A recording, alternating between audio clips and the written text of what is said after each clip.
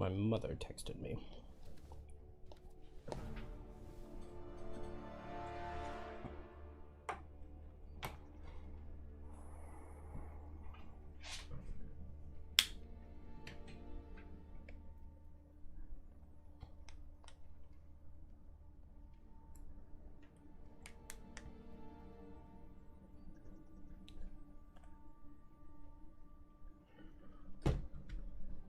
All right.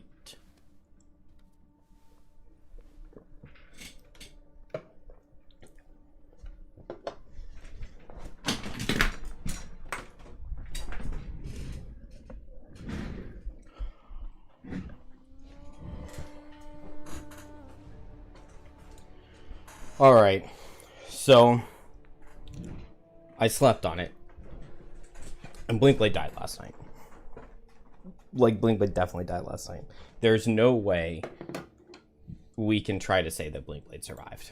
Because on the final turn, the Sun Demon was moving and attacking with Strengthen.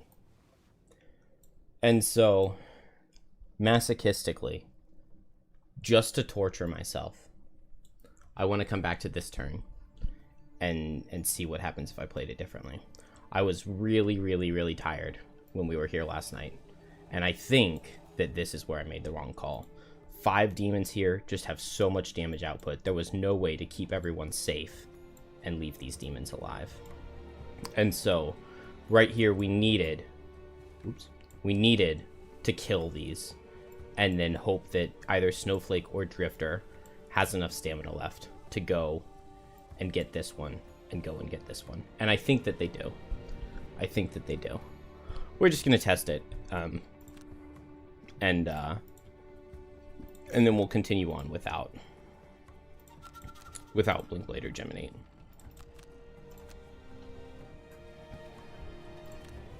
Yeah, Temporal, I think, is the best card for Blinkblade to lose here. Not many cards, but Double Time means that there's actually a whole lot of AoE suffer that Blinkblade has access to.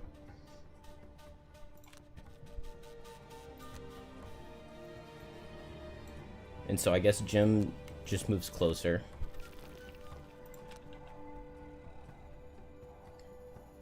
Especially Jim's card Mind Spike can be really, really useful here, because these are some low health bars.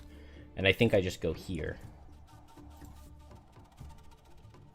Actually, maybe going on the Sun Demon would be better, because if I'm planning to get a Mind Spike, then just 1 damage killing this guy would have been good.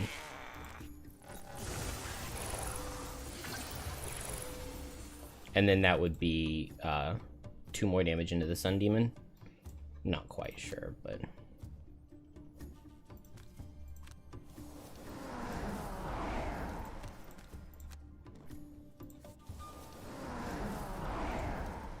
I really think that this would have had a better chance of working, though, than what I did last night.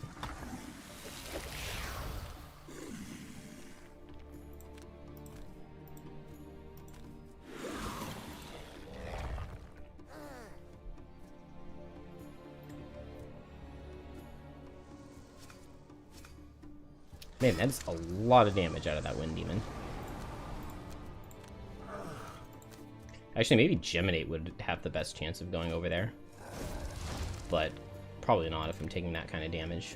Does the Sun Demon reach? No. So I think at this point, the only goal is for Blinkblade to get off another AoE, which means have to long rest here. And then 1 more double time AoE turn. Drifter can hit with Fortitude. Does Drifter long rest here? I think so.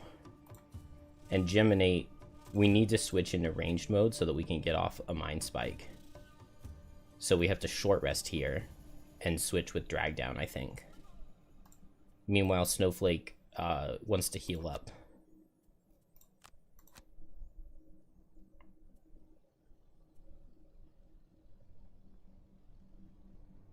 Draining Pincers seems fine, because we'll just go fast and Drag Down.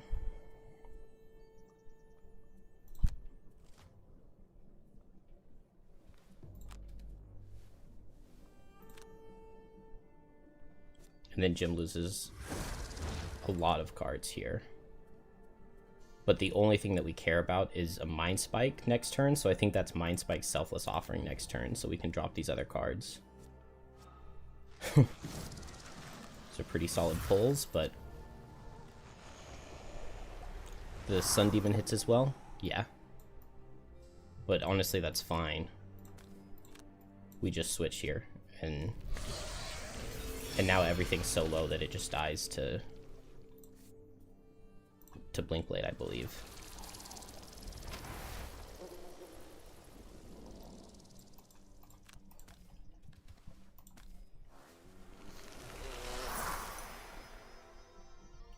I guess the question is whether Snowflake would short or long rest here.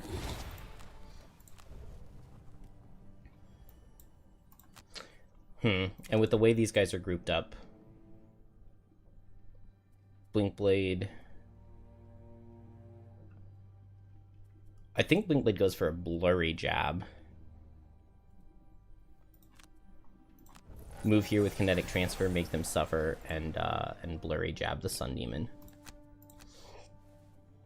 We need to keep all the movement cards we can. So this is a move 4. This is a move 3. So we would drop Vile Assault.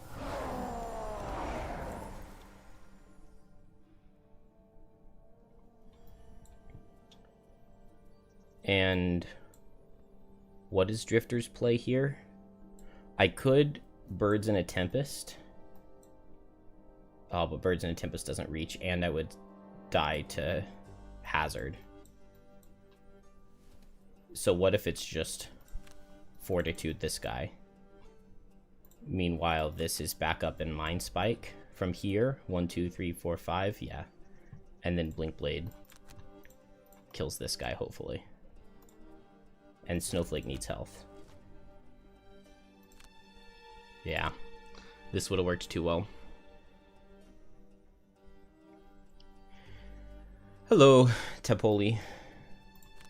I'm just, I'm revisiting the scene of last night's crime and seeing if I could have won if I had gone on the offensive instead of playing defensively. And I think that the answer is yes. 1, 2, 3, 4, 5, 6. Well, maybe not. But maybe so.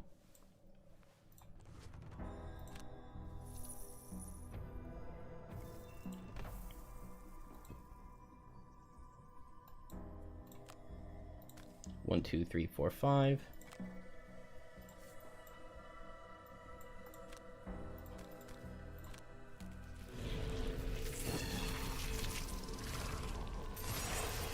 So Blinkblade needs to do 7 damage to the Sun Demon, plus wound. Oh, well, I just started, Randy.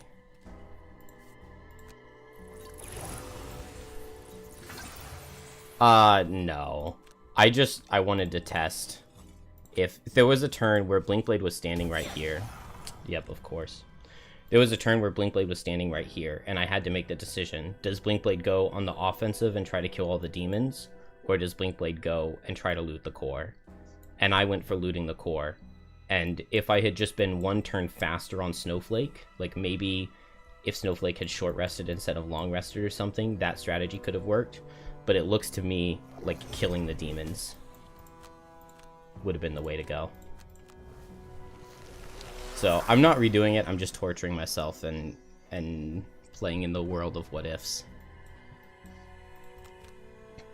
The problem is, okay, so Drifter has 1, 2, 3 turns left. So I guess that just means I move 1, 2, 3, 4, and then I move 1, 2, 3, 4, 5, 6, and then I move 1, 2, 3, 4, 5, 1, 2, 3, 4. So Drifter can get back into this hex.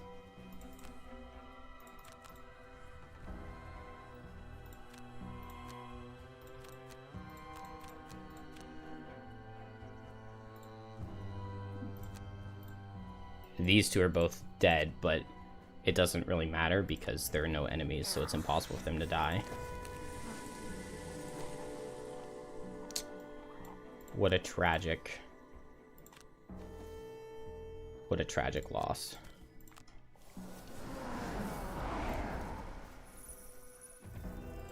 I knew at the time last night that I should have killed the enemies. I was just too... I don't know. I guess I didn't think of Drifter being able to have enough movement to make it work.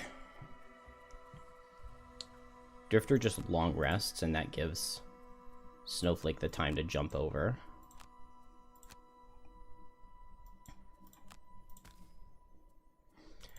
Hey, Paradox. I'm just exploring the world of what could have been if Blinkblade had, This is scenario 66. Oh, well, like the 11th scenario we play. No, I'm re-looking at, if I hadn't played Stupid last night, if I would have won. And I'm pretty sure it looks like I would have. Okay, well, that would mess it up.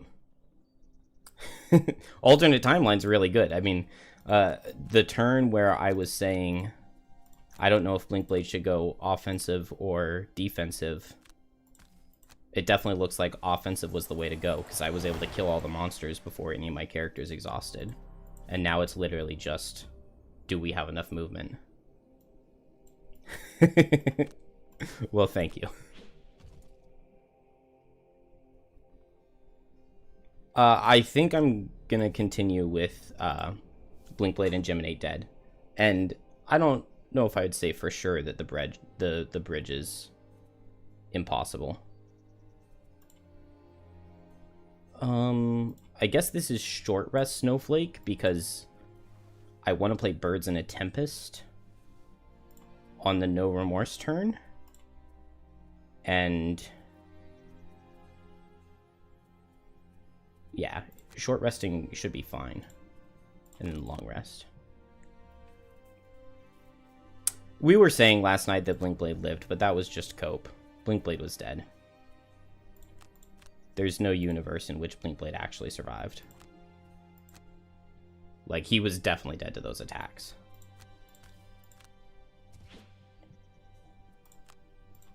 Now, my plan for the bridge is ruined, but I don't know. The problem with Blinkblade in this challenge is that it's just very, very easy for Blinkblade to die.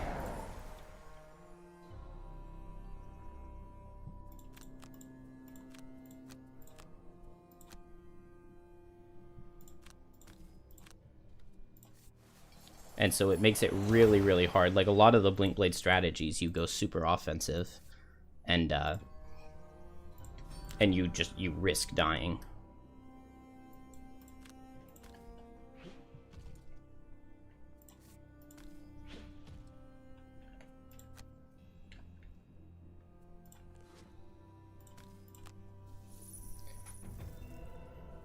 You feel like Snowflake could do bridge?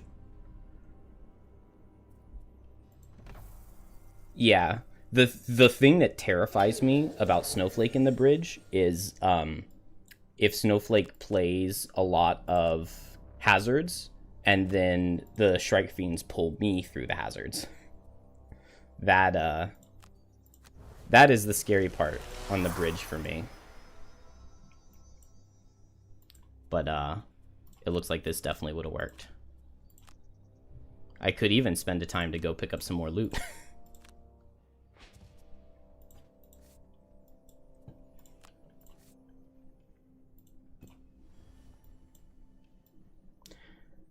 The big problem with this, though, is that with Blinkblade dead, Blinkblade was the one who had this quest line. So now do I have to restart this quest line? Is that only 8 levels beaten? But we would have won.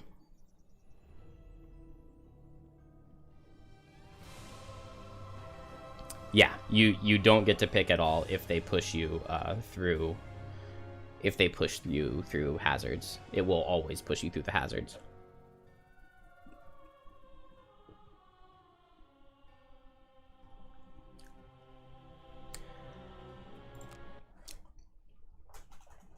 So, we know for the future, leaving any monsters alive is a really bad idea.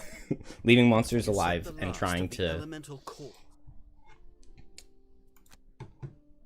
accomplish the objectives in general is a decent strategy. It made us win the level last night, but sacrificing people is too painful.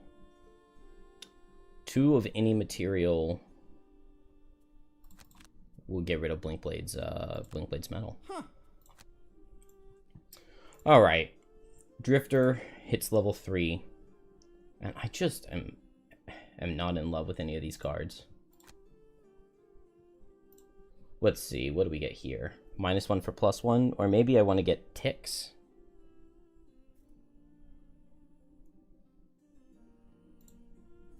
A big part of me is very interested in some of the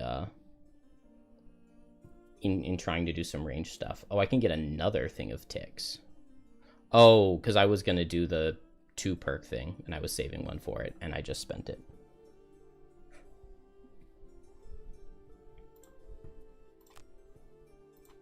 That's fine. Snowflake gets to grab Cold Snap. I also do really love Polar Vortex, but Cold Snap is like too good to not take immediately at level 3. And then more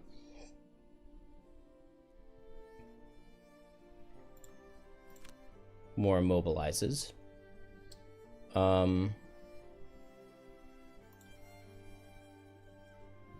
Blinkblade just whoops.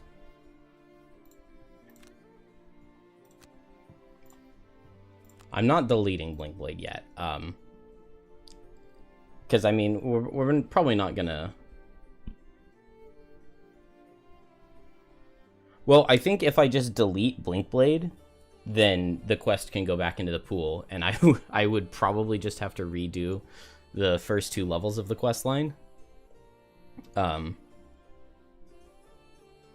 Redoing them without Blinkblade would be very difficult. I don't know why I didn't take a Deathwalker.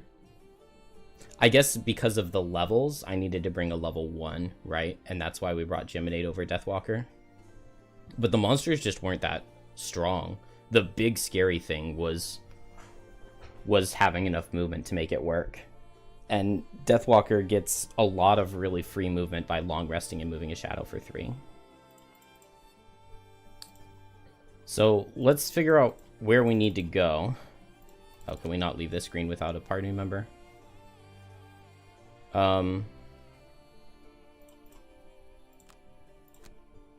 Let's see. We've got the elevator, the basement, the upper spire, the bridge, glowing catacombs, crystal enclosure, and pylon problems. Okay, pylon problems is where we're gonna go, and we're gonna retire Deathwalker. She just needs to kill a singular guard, and she will retire, and we unlock enhancements.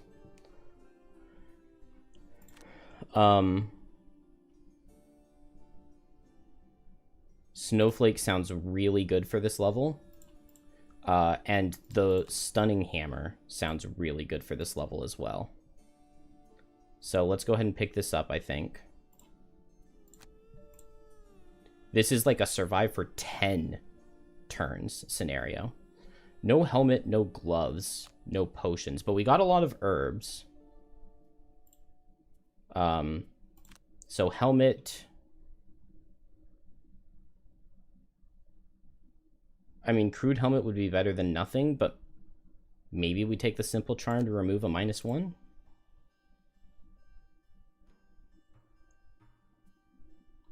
My deck is pretty 0 heavy, which is fine. I think I'd rather have the crude helmet than removing 1 -1. And then, no... What other slot am I missing? Just potions, because this is a 2-hander. I guess we didn't have enough resources to build the sled before. Let's see, what potions does Snowflake want? Snowflake wants a stamina potion. Can't get one of those.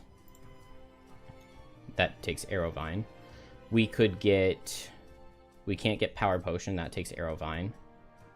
Axenut Corpse Cap. Oh, I'm just totally blanking. What potion would we even want?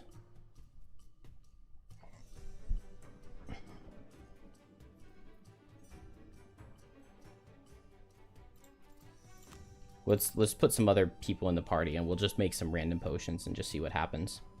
Let's see. This is a 3 and a 2, so if I go a 3, a 2, and a 1...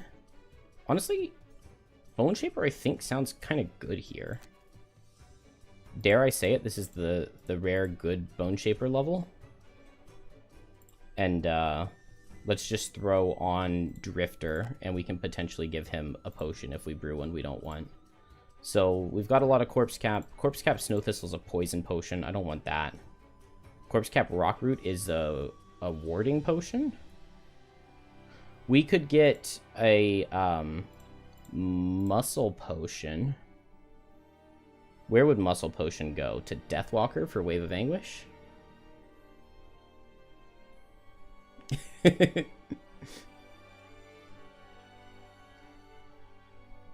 You know how this story ends? How does the story end? We die on the bridge?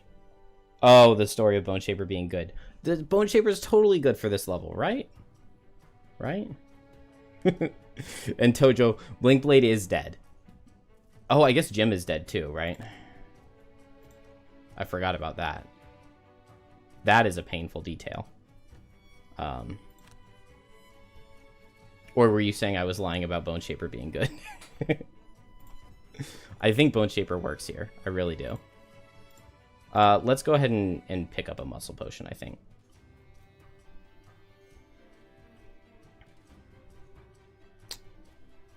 Yeah, we can definitely get the Spyglass and Heavy Sword off of Blinkblade. So Muscle Potion to... Maybe we'll give it to Snowflake. If Snowflake's going for a big AoE, we'll give Snowflake a Muscle Potion. Maybe I should have saved those, because those are really valuable herbs. And waited for the garden. Which, Drifter gets us the garden soon. I think once we cross the bridge, we go for the garden. How many herbs did Drifter loot in that level? Just one. And I have no idea which one it is. But I know he had a Corpse Cap and a Snow Thistle already. So it's one of these. I feel like it was Flame Fruit. Axenut, Rockroot, Arrowvine is what we're looking for. Let's see. Drifter would love... I guess a defensive potion would be fine. We can get this for Drifter. This is the ward potion, right? Yeah. Ward potion on Drifter sounds pretty decent for the bridge. And then Bone Shaper doesn't need a potion. Bone Shaper doesn't quite deserve a potion. Let's put these characters in and steal some of their resources. Blinkblade with his 9 hide. All right, that gets built.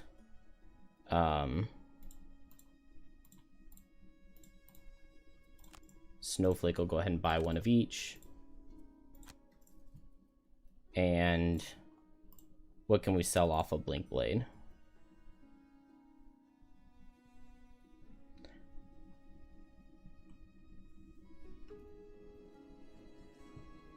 I feel like Drifter got a lot of loot in that previous level. The story goes like this. You think of a way to fit Bone Shaper into a mission. You fail. You swear off Bone Shaper for good until you forget the pain and the cycle starts all over again. I have a very short memory. Very mentally challenged. Gem didn't have that many items.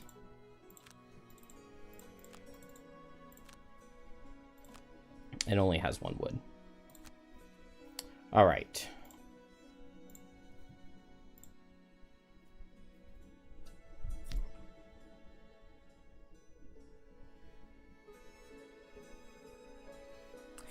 Yeah, we started this run yesterday, and Blinkblade and Geminate died in the final level. So they cannot, those classes cannot be played anymore. I'm thinking I don't want to delete the Blinkblade just yet, because if I lose, I want to go do a little bit of testing. You would say you wouldn't be surprised if the general Frosthaven community thinks more highly of Bone Shaper than you. Yeah, I think that Bone Shaper is a very, very, very good class on, like, normal or +1. I think it's very, very, very good. It's just that summons don't scale to be able to play +3 at all. Because Bone Shaper is basically primarily a very snowball heavy class. You really want to be strong enough that your summons kill monsters before they get actions. And if the difference between a summon surviving a hit and not surviving a hit is huge, because that means that they'll tank another hit for you in the future and they'll get more damage off. So more so than a lot of other classes where it's like, if Blinkblade gets hit for 2 versus 3, Blinkblade doesn't care very much. It's not going to affect the damage output. But if a Bone Shaper Skeleton gets hit for 2 versus 3, that's a huge difference, which makes it very snowbally. And so Bone Shaper can do really well if you're in a situation like in the Crystal Trench where there are wolves spawning every turn. If you just have 3 skeletons right at the start and maybe like Wrath of the Turned Earth up, so that if a hound outspeeds you, it doesn't kill you. It doesn't kill the summon. And then you just go fast on Bone Shaper every single turn, which isn't really a thing. But if you try that, then Bone Shaper can just like kill the hounds as they spawn on that level, because the snowball is in your favor. So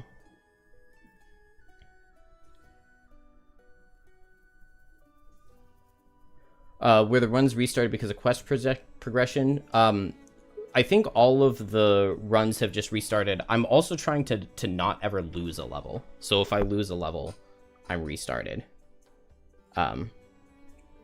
So right now we've won all 10 levels in this run. So 10 wins, but with 2 deaths, Blinkblade and Geminate in the last level. And I went back and I checked, and I like loaded a save like 5 turns before the final turn. And if I had just gone aggressive with Blinkblade, I would have killed everything before my character's exhausted. But it's alright. I think that this 3-man can do it. We have a level 2, 3, and 1, so our average party level is 2. And that should help a lot here. Let's make sure we bring Cold Snap, because that is a very good card.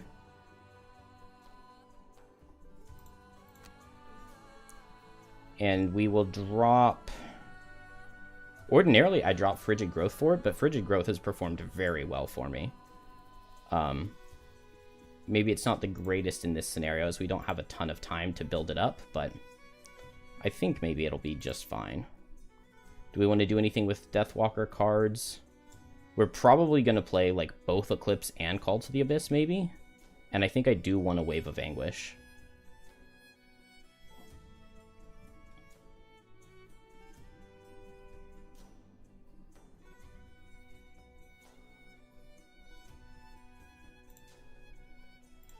Which means that we won't Shadow Step. And Bone Shaper, I highly doubt we're changing anything up here. This seems sufficient. Off to Pylon Problems. We have to defend... There are like 8 different pillars. We have to defend at least one of them for 10 turns. The annoying thing is Bone Shaper snowballs both ways. Away from his tribe, looking hungry and weary. Okay. Let's give Malrog the weighted net, since we're using the hammer. We can buy the weighted net back later, and it's really good to give him a 2-handed item. It adds a really good winter event. Bone Shaper snowballs both ways because 90% of your cards do nothing if you don't have summons out. Yeah, for sure. If they die, not only do you miss the attack, but you're also getting your turn skipped. Oh, I hate so much when I play cards to like grant a summon in action, and then they die, and it's like, oh, whoops. Or you get randomly hit and can't summon due to health loss. Yeah. You really hated that one level where you started in range of a bunch of Ancient Artilleries. That level, or the Ancient Spire before it, where you start in range of a bunch of Bolt Shooters. And then, like, it's a tiny little room. It's basically impossible to get out of range of the Bolt Shooters, and they attack with with 7 out of 8 cards. So if they don't just heal themselves on turn 1, then Bone Shaper is lucky to get a single skeleton off. Those multi-target enemies are such a pain. Blade Spinners, Robotic Bolt Shooters, Ancient Artilleries. Very frustrating. Alright. And this is Deathwalker's final level. 3 or fewer enemies, so this doesn't matter. Never attack an enemy that's already acted. Kill an enemy that has 2 or more negative conditions. Kill an enemy before its first turn. I guess we never attack an enemy that's already active because we don't attack that much. Suffer damage from an attack in the same round you long rest. Become exhausted before any other hero. I don't like any of those. You're not sure what kind.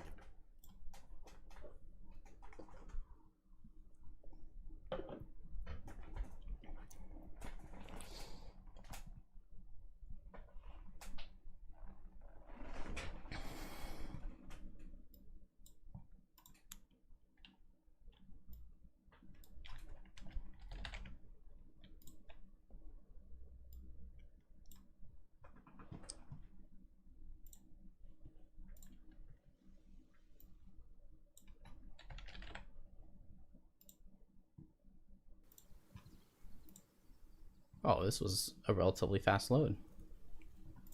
Alright, so we gotta protect these things. Deathwalker has to kill at least 1 guard, but we've got 2 to pick from here. These snow speakers are my first priority. But whenever one of these dies, everything adjacent suffers trap damage, which I think is 6 here, which is really good, especially with Snowflake potentially pushing and pulling things.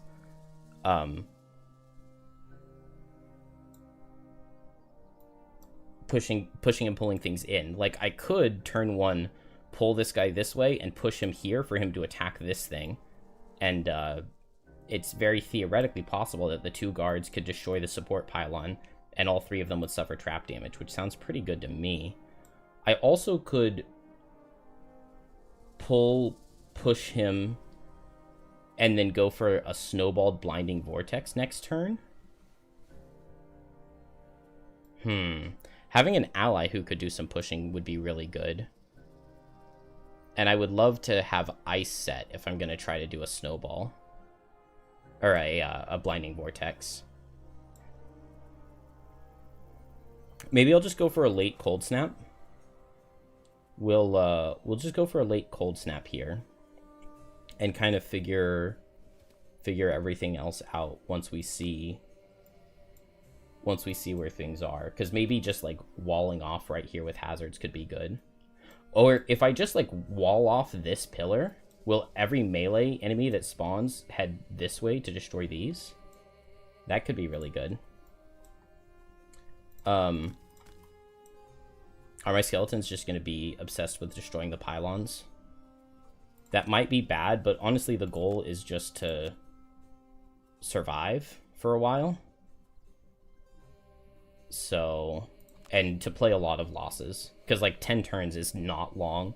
And life and death plus Wrath of the Turned Earth, if my other characters can get just a couple kills, can be really, really solid. So, I really want to activate both Call to the Abyss and Eclipse. Maybe that's dumb, though.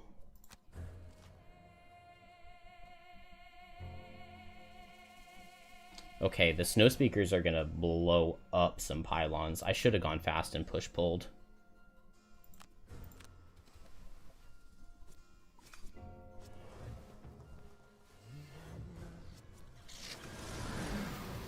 That's a pretty bad start for me, I would say. Well, I mean, maybe. That's pretty good.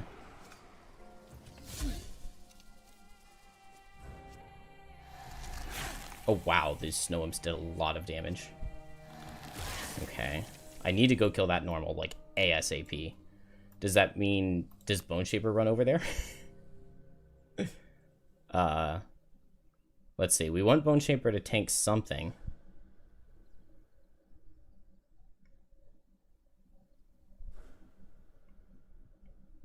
So what if... I'm trying to see how I could get a Blinding Vortex to hit a bunch of stuff. Maybe I can't. Let's just run up this direction. You only have to keep one pylon alive.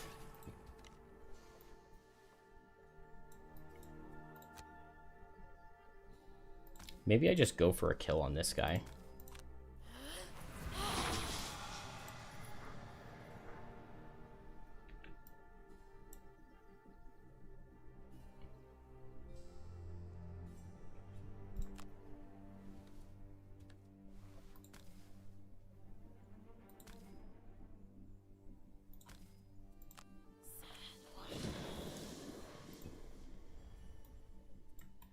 One, two, 1, 2.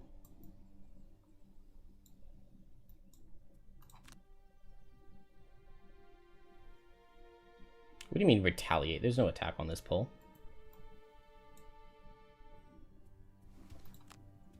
Alright, we're gonna save Blinding Vortex for later.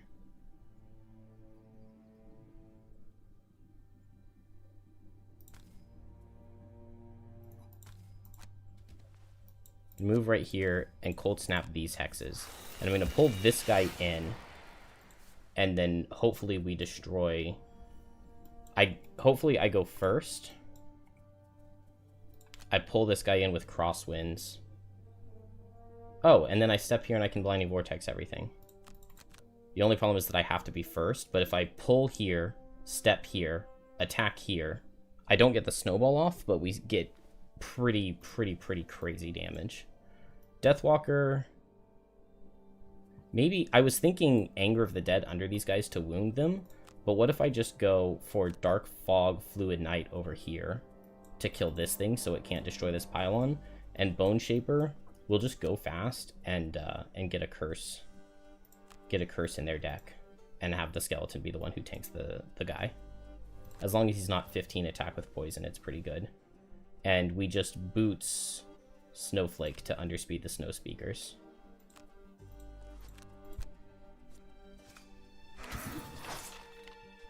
Oh yeah, I definitely agree with you. Oh, this was not the curse that I was intending to play. I was intending to play Eternal Torment, but I guess we get a very similar effect. Okay. And that worked. Don't let David see that I played Bone Shaper and something went decent. Pull this guy here. Move here. Muscle Potion. And attack all of these guys for 4. I don't want to stun hammer this, do I? Maybe I do. Because, like, the Suffer 6 isn't going to kill anything. Let's just stun hammer it. We got the stun hammer, why not?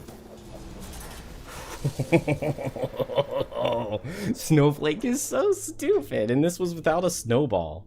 This was without a snowball. Crazy. I could go for the kill on this guard right now with Deathwalker, but... Man, I wish I had set Call to the Abyss. But I can do it next turn. Okay, cool, we got a kill.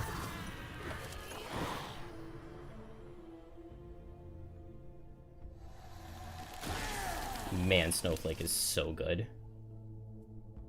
Alright, we've got time to Call to the Abyss, and then I guess I'm just running over this direction, or... I can Anger of the Dead to wound this guy. It doesn't kill him, but...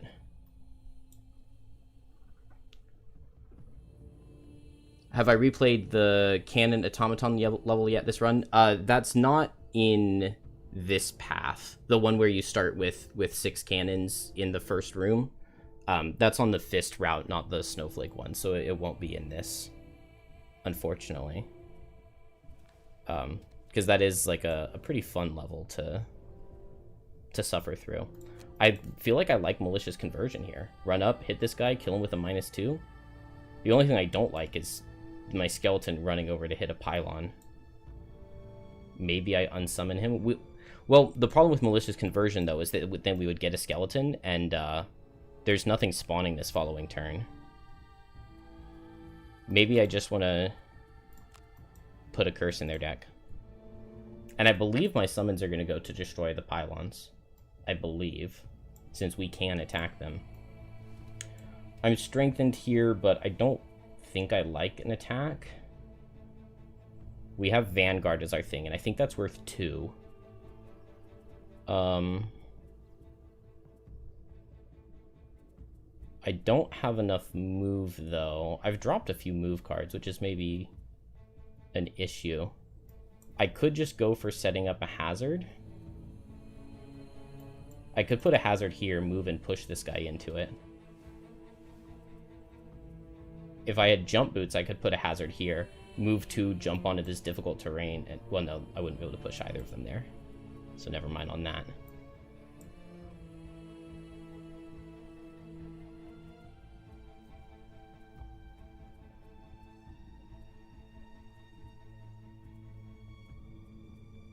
I feel like that first turn was good enough that we just don't really even need to worry about much of anything here. I think I can just go fast and like attack this guy with push and kill him. I would like to go after Deathwalker though. So we'll go at 27 and we'll just hit whoever we can. This is fine. Snowflake might not be able to hit anything because I don't want to lose the 2 checkmark goal. But we just wound here. And we activate Call to the Abyss. Where are you going, Skeleton? Oh! Nice! He doesn't go for the support pylons. Okay, so I could have done Malicious Conversion. But that's fine. Snow Imp's gonna hit. He's probably gonna destroy this. I think I'm just going to run over this direction. What is the loot in this level? Is there a way to check the loot pool? Oh, I didn't even realize he was going to be attacking. That's sad. Let's see. The only thing that Snowflake could hit would be this guy to not lose Vanguard. But he just dies to wound next turn, so that's not a big deal. Maybe I'll just move Deathwalker over here and just not attack. That's kind of fortunate given that BB's dead. Yeah, I agree. I don't see how that scenario is possible without him. Loading up with unreasonably expensive gear to simulate mobility and damage avoidance. I mean, Deathwalker is very, very good there. Because if I can get everybody into the second room, then Deathwalker just kind of goes to town. Ooh, a fast forceful spirits here could give me 2 shadows. That would be really good. If I can get everybody into the second room, then shadows, like, I just need enough of a party to take out the night demons that are in there. So, like, there are a bunch of traps there. Snowflake's pushing and pulling through those traps would be really good. And then Deathwalker being able to hit the artillery from the second room would be really, really good by just sending shadows that way. But, I mean, it definitely would still be really tough. Blinkblade definitely helps a lot. All right, we're going to have an Algox Elite, an Algox Normal, an Elite, and a Normal. So I think maybe what I want to do is just move here and place 2 hazards. So I think I just short rest here so that I can get Cold Snap, move, and place my hazards. And then as soon as this Elite spawns, I just shove him through a bunch of hazards. Shove him and pull him through a bunch of hazards with Lifting Gust, Crosswinds, and that's just really, really solid. Bone Shaper, I just move up here and I summon a skeleton, and the skeleton will tank. Maybe next turn, yeah, going at Fell Remedy next turn will work. Next turn, so I move up here and I summon a skeleton, and then next turn I set Wrath of the Turned Earth so that the skeleton can't die, and it'll tank for me. Don't want to lose Cold Snap. Didn't want to lose White Winds either, but it's all right. We'll play Cold Snap and just get Enticing Breeze out, I think. No. Maybe get Snowball out. Now that I've lost White Winds, the only AoE I would be going for is Whiteout, and that's probably more for the positioning than the damage.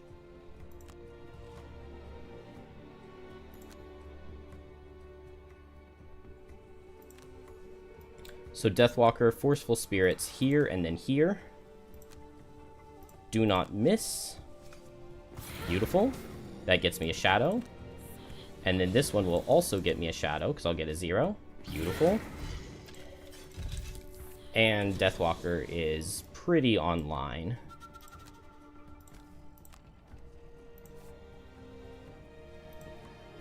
And she got her guard kill, so now she will retire as soon as we go back to town. Just move up here and get a skeleton. And the fact that the skeletons don't attack the support pylons is really, really nice. Ow. But it's fine. Just move right here. You are supposed to be able to place a cold snap in the hex you're standing in, but it doesn't work correctly. Alright. And so now I just move here and I push this guy 1, 2, 3, 4, and he suffers 4 times 3, which is only 12 damage? That seems a little underwhelming, honestly. I also don't have boots, so if he goes fast and attacks with poison, then rip, but we'll just get a fast Wrath of the Turned Earth. And then over here,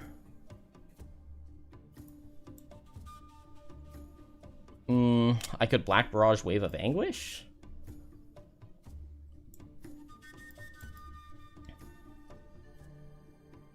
I don't know what the play over here is. I think we'll just see their cards, and we're probably just going to attack at range and back off some. Good. The hazards are only 3 damage on this level. They don't get up to 4 until monster level 7.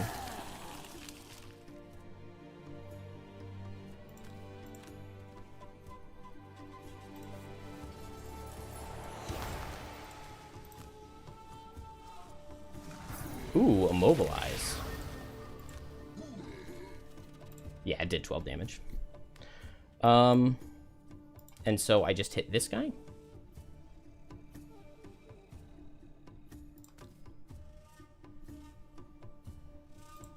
Why not?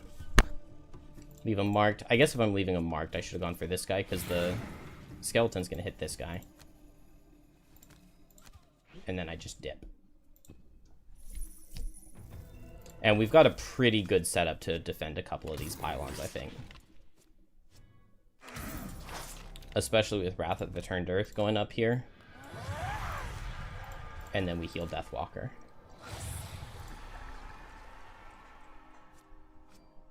Oh, and we get my curses. That's fine.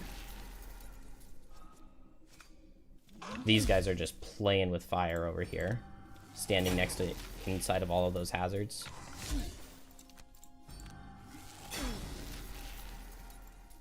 Let's see. We definitely short rest. And like now maybe it's Black Barrage Wave of Anguish. I only have 4 shadows out, but 4 is enough, right? And then here, let's just short rest and play a loss, right? I can just play Command the Wretched. And I can command a skeleton attack for a lot. And then what is the play here? I could pull both of these guys with Enticing Breeze. It's not that amazing. I'm not in range for Crosswinds. Maybe I just place another hazard. And then if I'm never planning to attack something, then I don't have to worry about losing my Vanguard.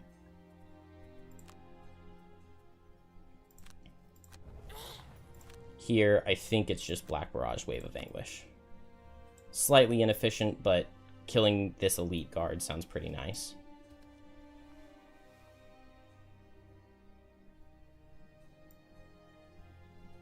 Or maybe I just want to Fluid Knight this guy. What if I Fluid Knight Strength of the Abyss? I like that. I like that. Skeleton down here may die. So we'll activate Strength of the Abyss. We can eat shadows for bonus damage. Fluid Knight this shadow onto this guy. Strength of the Abyss this shadow to make it an attack for 7. Heavy Sworded and now a 0 kills. And we'll mark him. We get a +1. And so we get a shadow over here. And Deathwalker's happy. Oh man, this guy would have survived with Warden's Robes. Survive it. Survive it. No. not... Oh, he does! The madman survives. And Bone Shaper doesn't even die, even though she's standing in probably the worst possible hex.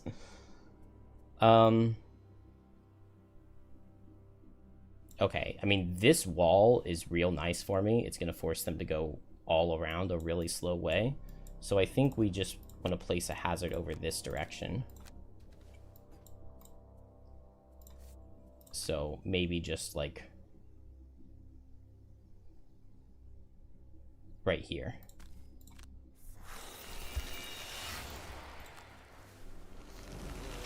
Oh, I could have strengthened the skeleton.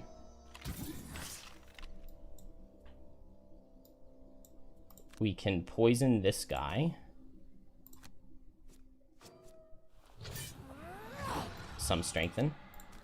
And then just command the Wretched right here. We dodged the miss and the -1, and now 0 kills.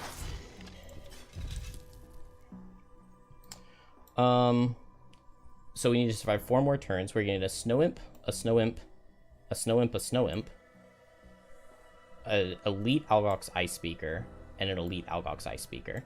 So killing this guy is gonna be the priority.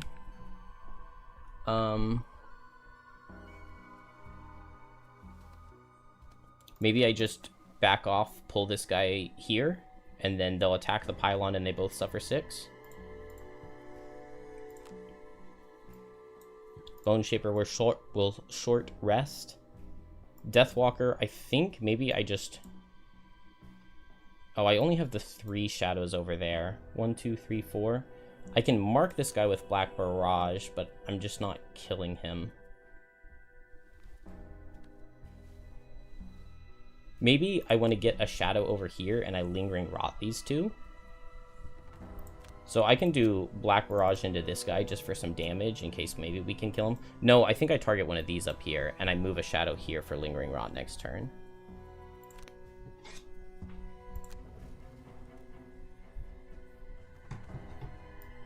Here I just go fast so that they don't blow up Deathwalker, and I just put a curse in their deck.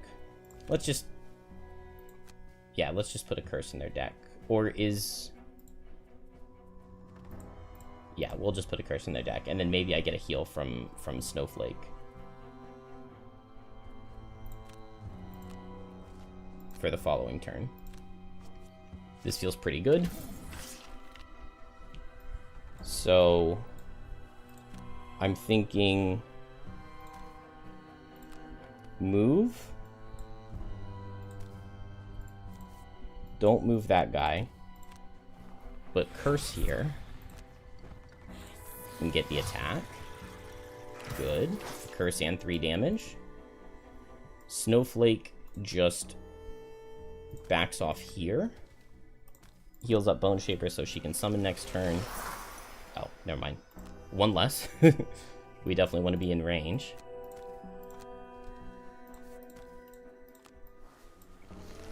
And then attack this guy. Ooh, big damage. And pull him right here.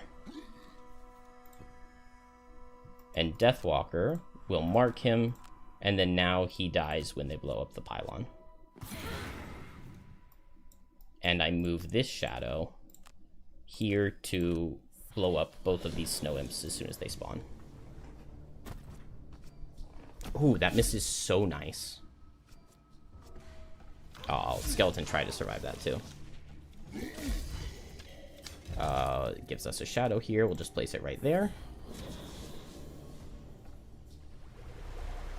And 3 more rounds to go. Only 1 pylon left, but it should be very defensible.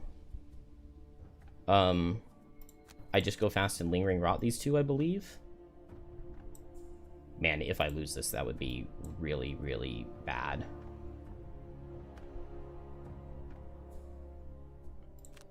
I'm thinking pull, push, but it's not really enough damage to kill.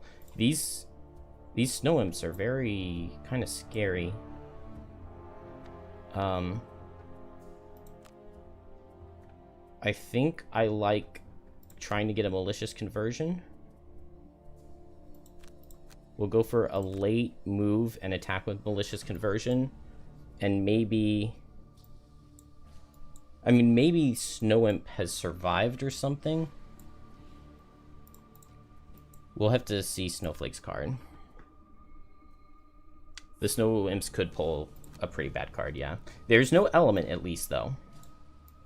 And if they just go at 5 down here, then Deathwalker just doesn't do the Lingering Rot here. Maybe hits this guy, or it hits these two. Ooh, hitting these two with Lingering Rot is actually not a bad idea at all. Especially if I am going for Malicious Conversion, because Malicious Conversion right here could be pretty good. So I could go Curse and Malicious Conversion. Thank you for that comment, because that, I like this plan more, I think. And then, maybe I just go for a fast Cold Snap and, like, wall off right here.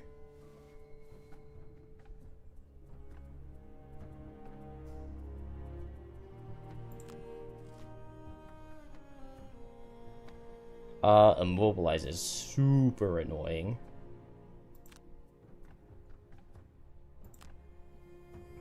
Okay, so Snow Imps are hitting in an annoying way. So I either Lingering Rot these two. I'm never killing the Snow Speaker, but it means that I would be pretty likely to kill the guard. Or I can go here to get out these Snow Imps.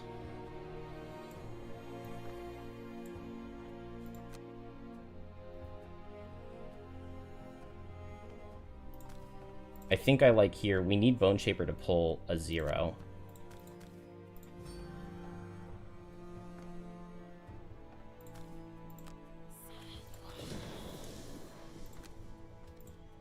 +1? No, not quite.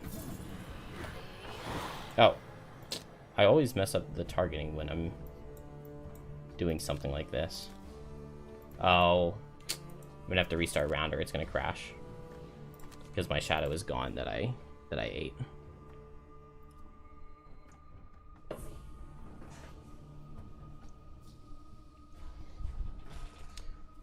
So Deathwalker attacks the guard. I guess Snowflake can place the hazard under the guard and kill him. Bone Shaper just needs a 0 to kill the Snow Imp right in front of it. I could throw my Explosive Vial into that Snow Imp. And then Bone Shaper kills with even a -2. Kills with everything except for miss. Is Bone Shaper better with more characters so that she can hide from all the enemies until she has a bunch of minions up?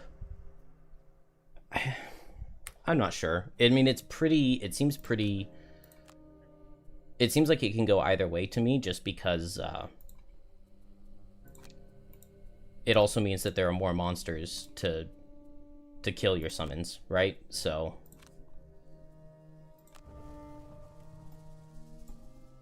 I do not remember what I played here. Whiteout Cold Snap?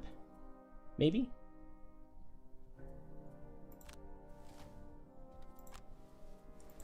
Okay, hopefully I get the targeting correct on this time. This shadow, we want to hit here and here. We'll Strength of the Abyss this shadow into this guy, and then hit this guy. Okay, so I just didn't need to do... I needed to click the second time. We mark the guard. We do not mark the Snow Speaker. Ah, I could have gone the other way and just killed him. We take a little bit of Retaliate, but that's fine. I'll make this thing suffer too, so that Bone Shaper is more likely to kill. And then I just move and hide. Oh, I wanted to Cold Snap, but if I do Cold Snap, then I set Ice and they become multi-target. So actually, maybe I'll just go for the Whiteout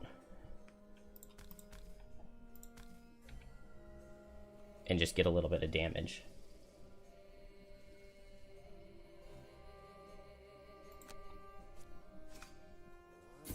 Immobilize doesn't help, unfortunately. Okay, and we didn't kill here, but we got damage. Place a shadow just under this guy and we'll Fluid Knight him.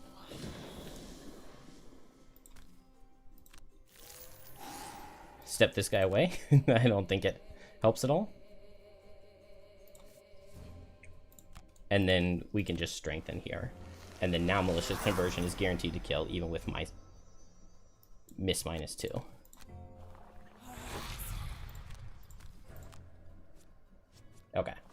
Well, it was killing without any of the stuff that we used, but that's fine. Put a skeleton here to tank these curses for us. Oh. And then I went and I set the elements so that they're multi-target.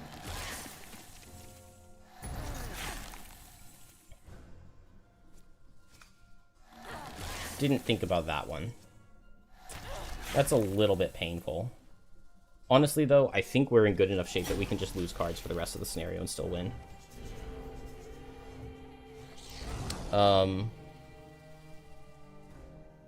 Like, I don't know if this guy's ever even reaching us. It's just 2 more turns. I don't feel like I need to hit over here at all, which makes me wish that my shadows weren't there.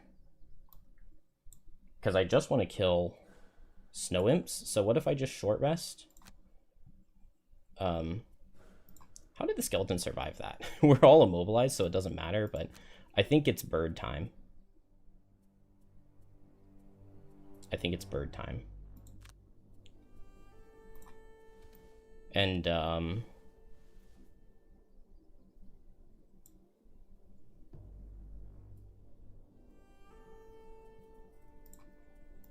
I can summon the birds and pull this guy into here. And then I can move my shadow for 2 and hit the snow imp, and it could kill it, which would be really nice. And then, unfortunately, he's not going to get a chance to go. Maybe we just heal. We'll go relatively fast and we'll just heal somebody. Heal and set life and death so that the Bone Shaper herself doesn't die. Deepening Despair is fine. I could hit this guy, but I don't feel the need. We'll Fluid Night Dark Fog. Okay. Snow imps are being annoying again, but I can eat the leaf, which is really nice. So we just don't set any elements. Oh, but I'm setting dark.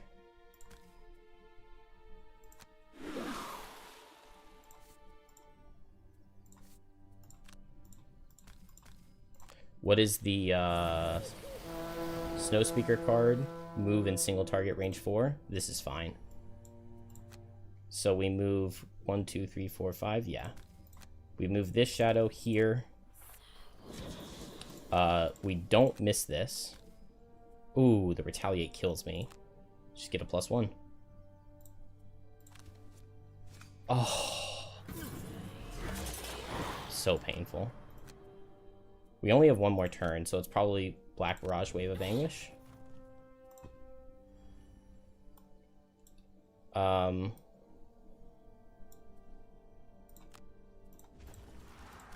Throw a big chonky heal, and then prevent the next 3 sources of damage to Bone Shaper.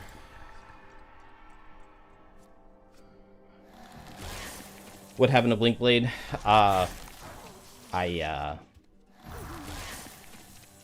I abused Blinkblade. I was very confident last night that Blinkblade, it's the level where you run to 4 of 6 different rooms that are all based on all the elements. My bird, no, he took 24 damage. Poor bird.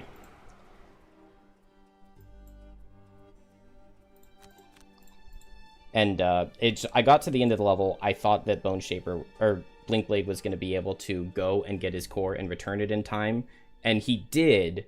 But then the remaining monsters killed him while he was standing in the depositor. And I tried to have Geminate tank for him, but Flame Demons got their multi-target card. Oh yeah, you were here last night. Yeah, he 1,000,000% he would not have survived it. Like, there's no universe he would have actually survived it. So I don't want to.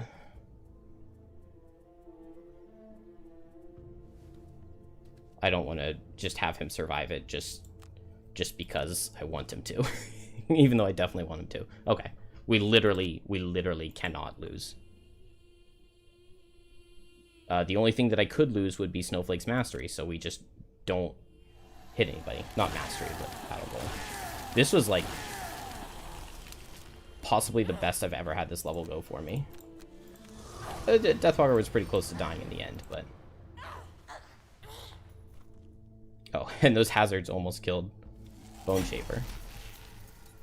But we just do nothing. Oh, I didn't get Insomniac. I couldn't even undo in long rest here. Oh, but I got pushed onto loot. Hey, and that works perfectly for Bone Shaper's pet project back at home of building all the buildings. Move 8, jump over here, and don't attack anything so that I don't lose Vanguard. That's actually a pretty nice goal for Snowflake, because you don't attack that frequently. And Deathwalker is retired.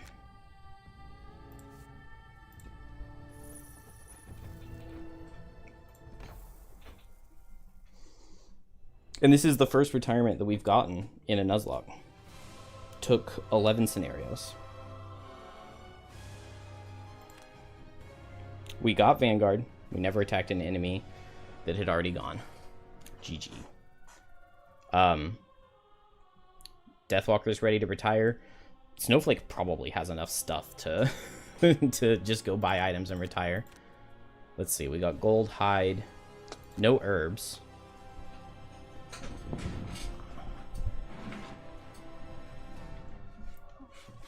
Yeah, we're just gonna make another Deathwalker soon. Deathwalker has a very particular set of skills that are really good for a lot of levels. It does kind of hurt to lose the like mastery that's done already and all that stuff, but you know, what can you do?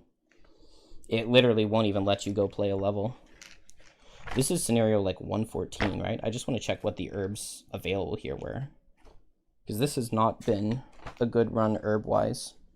Arrowvine, Rockroot, and Snow Thistle were all in this level, and we didn't get any of them.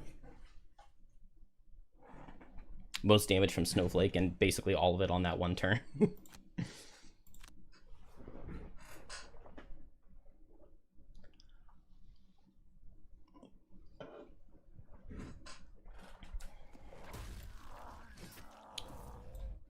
All right. Oh, everybody gains 15 XP and 4 metal. That's crazy.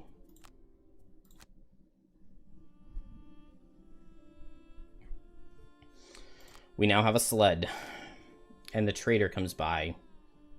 I don't really want anything, do I? I would say Wound Sword on Deathwalker if she weren't Dunzo. We'll just have her buy some wood, and nobody else has any gold. GG, Deathwalker. Oh, I don't have the Alchemist to unbrew my potion.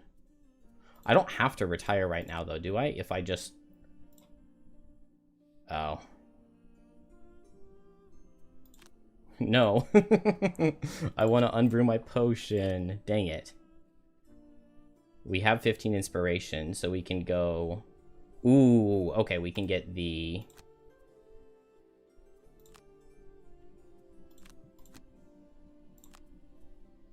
What is it called? Where is it? It's not even in here. Trading Post. Trading Post and Enhancer are both available now, which is really nice. Especially because Drifter has a lot of gold. So let's put these characters in and steal some of their resources to build. And I can pay 2 morale to double build. That'll be fine. Blinkblade's nice and rich. Blinkblade has a lot of stuff. And then where is the shop? Trading Post. I don't know what Blinkblade's doing with this 9 hide. We're just never going to spend that. Build. Alright, excellent. Excellent. You can sit down. What does Geminate have? 18 gold, 1 wood. You can sit down. And then there were 4. So 2 level 3s. A level 2 now on Bone Shaper is like a little bit good, maybe? But a little bit not good.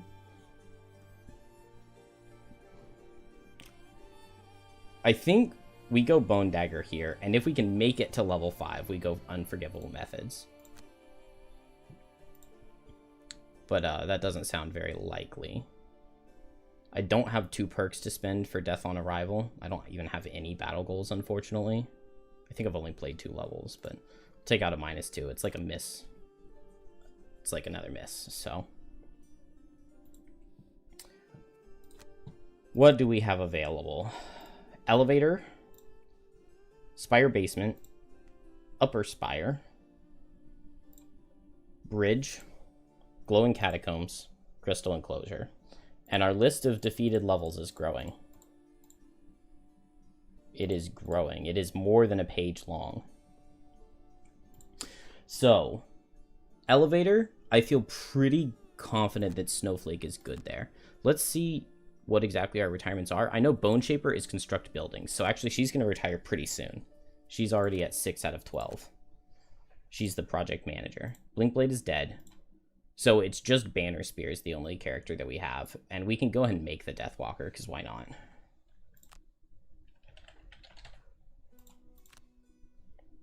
$15 imps is pretty good. Boots of Speed. Welcome back, Boots of Speed.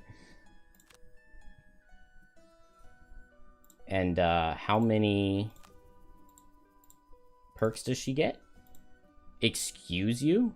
Okay, so the perks are based off of your town prosperity.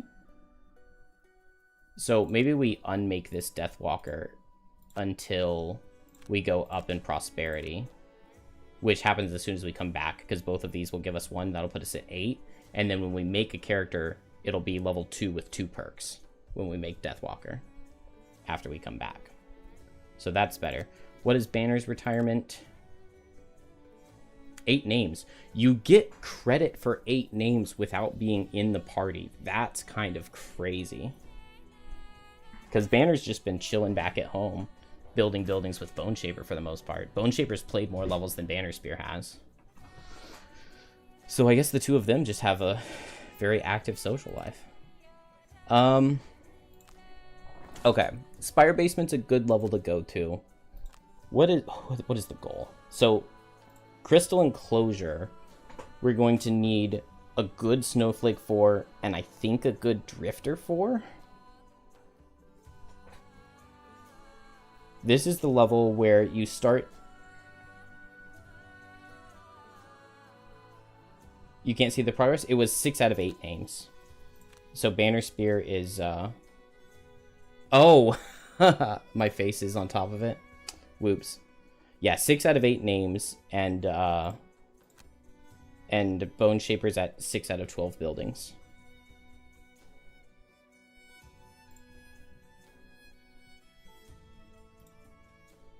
So, they're both almost done.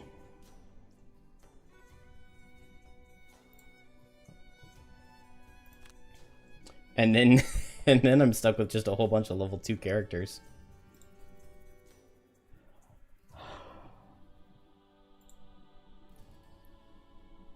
We need to figure out a way through the bridge. Let's pull up Tabletop Simulator. The bridge and the Crystal Enclosure are the 2 levels I'm really scared of here. Hey, Viral, I just say Xanthos or Xanathos. Whether it has the A or not is kind of arbitrary. It's different in different places. It's not really from anything. So back in high school, I played a lot of League of Legends with my friends. And so we were, I was trying to change my name because my old screen name was Good Luck Have Fun, which is a little lame. And so I just wanted a name that sounded like a powerful mid lane mage player. And for some reason, I wanted it to start with an X. So I looked up X names and I was scrolling until I saw Xanathos. I have been told that there's a character from some series that's also named either Xanthos or Xanathos, but I didn't name it after that. I just picked it from a list of X names that sounded like a powerful mage player. I used to play a lot of Anivia.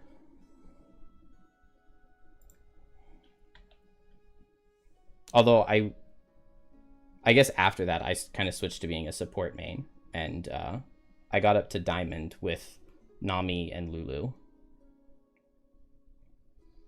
No, I don't watch anything, so I haven't seen any more than just a snippet or two from that. I haven't played League of Legends. I haven't played it seriously at all in like 10 years.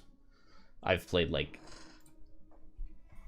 had a couple stints where some of my old friends and I have played like a couple times for a month. But it's been like 4 years since that's happened at all. I don't know anything about the game now. But at one point in time, me and my two friends, we had a top 5 team in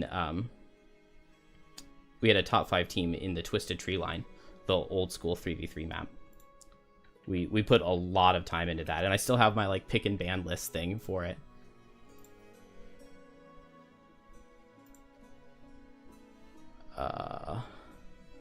Just scroll way down for this. But this was our this was how we did our picks and bans for 3v3s. I don't even remember exactly how to read this, but I was in charge of pick and bans.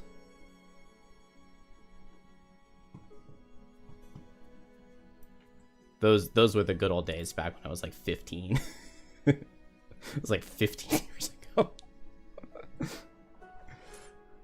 Arcane Season 1's 100% on Rotten Tomatoes. That's pretty impressive.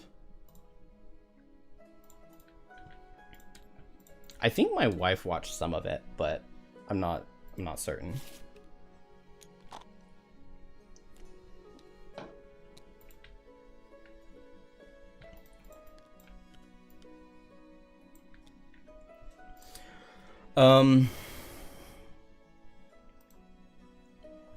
Okay. So best we can do is like 2 level 4s. Which means monster level 5.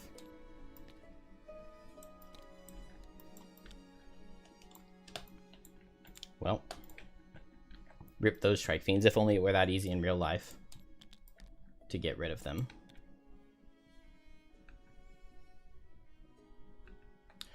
So their pull cards, they do not ever move with their pull cards, right? Doesn't move in pulls.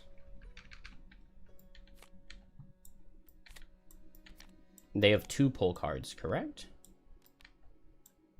No, they just have the 1 pull card and they have the 1 push card. So maybe Snowflake wouldn't like guaranteed die with hazards. Thank you. Yes, I am 30 years old.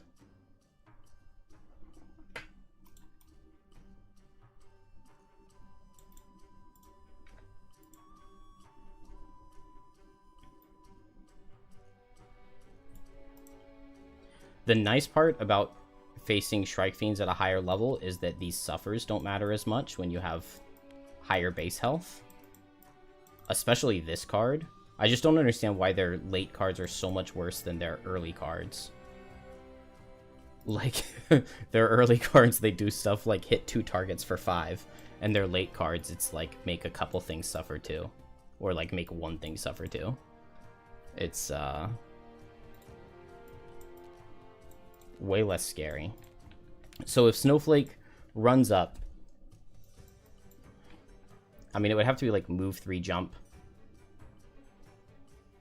I guess move 3 jump and place a hazard with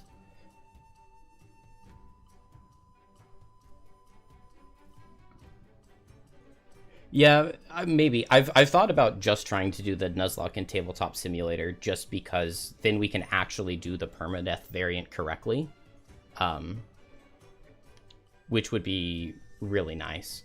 The only thing is that it's a lot nicer to play in digital, but or like it's nice to not have to do the monster movement, especially on some of the scenarios.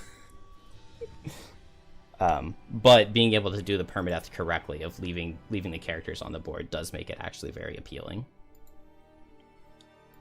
This really feels tough for Snowflake. I mean, 25 damage with 3 hazards. That's like, I need 8 hazards worth of stuff. So I could put 1 here, 1 here, 1 here, and be up here somehow. Be here. That would be 1. That would be 4. That would be Lifting Gust Crosswinds. But then after that, it's really hard for me to get any. And if I finish with a push like that, then all of a sudden I can be pulled through 2 hazards myself. it's playing on Tabletop Simulator is really hard. It takes a lot, like 50 hours of time to feel somewhat competent. And also I keep like trying to drag the screen like this now, because you can drag it like this in digital.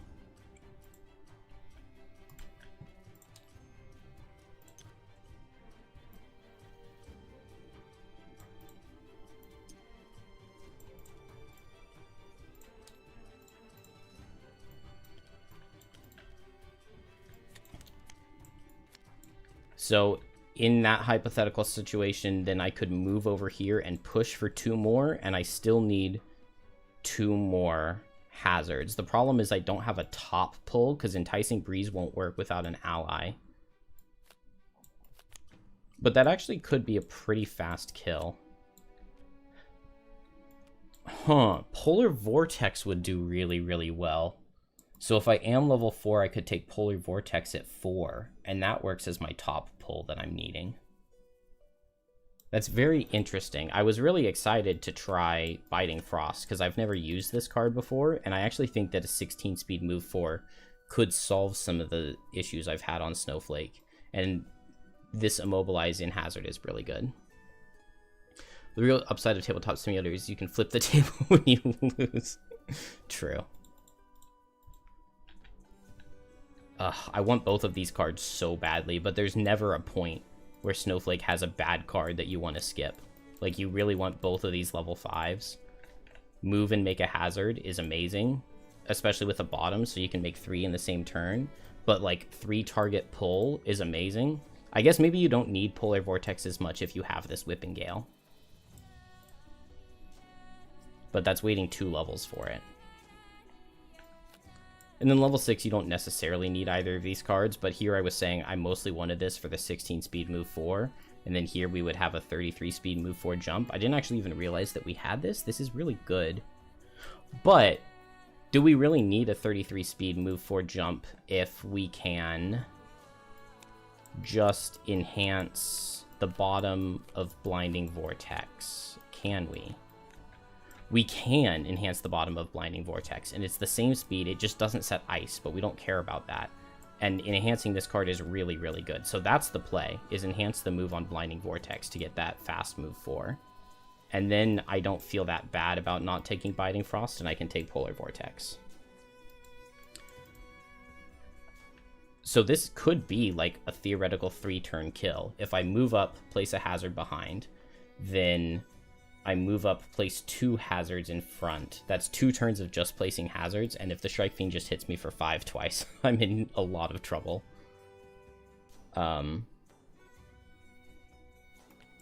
He would have suffered 2 from the Cold Snap. Ooh. I would do something like move and push, and then Polar Vortex, so that would be 9, so 11 damage suffered total.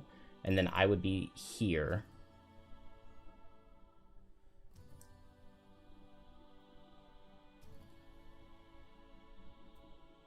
Dang. I'm not seeing a way to line it up to work super well. If I had the Chaos Gun, I could turn this rubble into a hazard. And I could get a line of 4 hazards.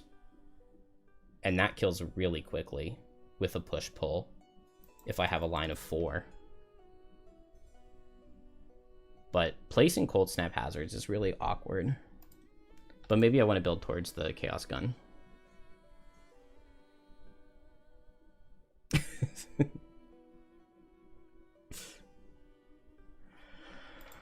Oh.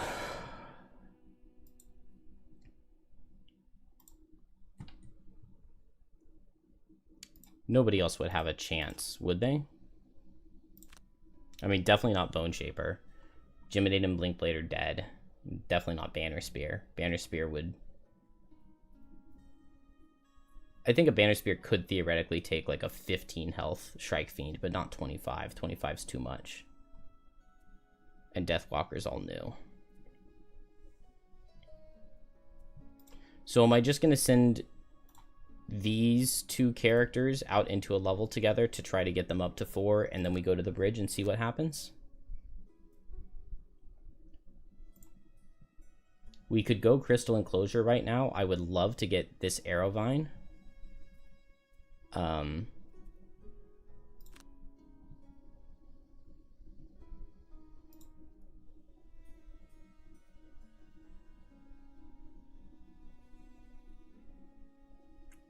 Maybe I wait for an enhancement. I do have 54 gold, which is a pretty large number.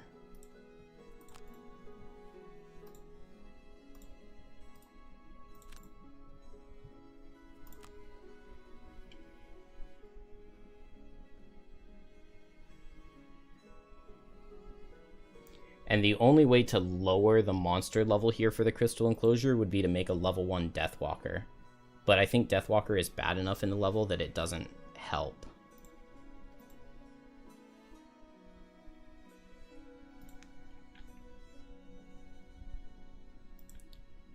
I can probably play both of the levels at level 4, I think.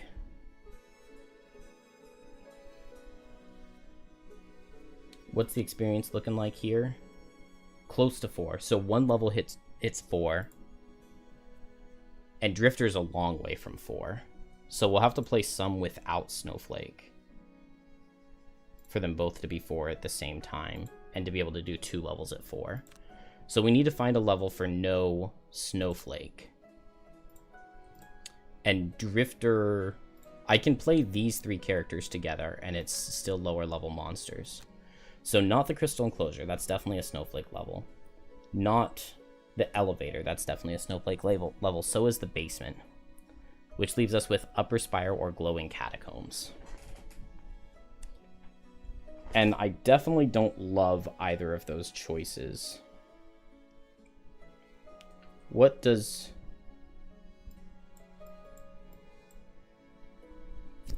Yeah, I love high-level Snowflake. It's so, so, so good. Let's look at the difference in the Upper Spire. But this is a very terrifying level. Let's see the difference in the Upper Spire between 2 and 3 player. So, Elite Living Bones, Elite Chaos Demon, normal Living Bones. They're all always going to have that. If you play 3 player, you have to deal with 5 monsters in the first room. How is that fair? How is that fair? Okay, this level is just really chaotically evil. But maybe Drifter Banner Spear is decent here. Can I get Boots of Swift or okay, so no Bone Shaper. Can I get Dancing Slippers? Okay. Dancing Slippers can be really, really good into Living Bones, because when they get their hit 1 target with all attacks, then they run up to you, they hit you, and you dance away. So Dancing Slippers way beat out Flexible Slippers here. Can I upgrade my chess piece? No, unless I want like multiple disadvantages instead of a shield 2, but a shield 2 is pretty good. What about right here? Can we have nothing. I can buy a hide here and use that hide to get a Traveler's Cloak for an extra hit point. No potion here. A poison potion is just not that good. I guess it could block a Living Bones heal. I think we're going to go to this level and we're going to give it a try. But this is a super RNG level, and we definitely could lose. Banners are not going to be good here. Deflecting Maneuver is not going to be that good here. Push could be. Burst damage with Pincer Move is good. The pull on Javelin is really, really good.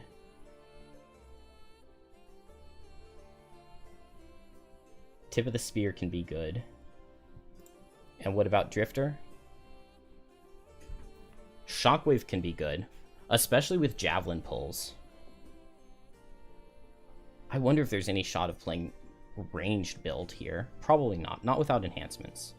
Once we get some enhancements, we can try some ranged stuff, but... Set scenario, Upper Spire, monster level 4. Okay, 7 health, 1 shield Living Bones is not that scary. 2 shields, 7 health Wind Demons is kind of scary. 21 health Elite Chaos Demon who always muddles is scary.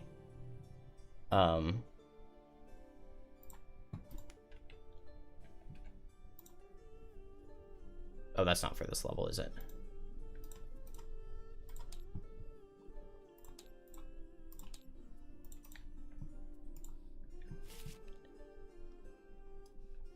Upper Spire.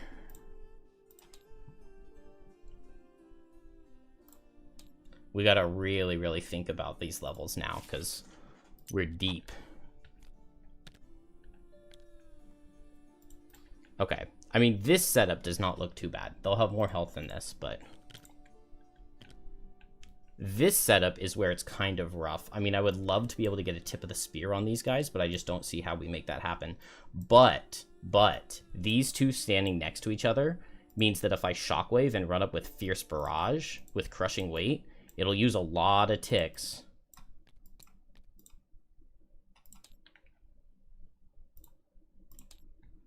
It'll use a lot of ticks, but it was like 7 and 7 health. 7 and 7 health, so they're guaranteed to suffer 2, and then I hit both of them for 4. With Drifter's decent-ish okay deck, that could kill. Okay, I think we can really burst this second room really, really easily.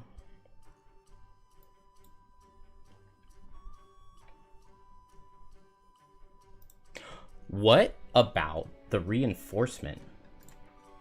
What about the reinforcement?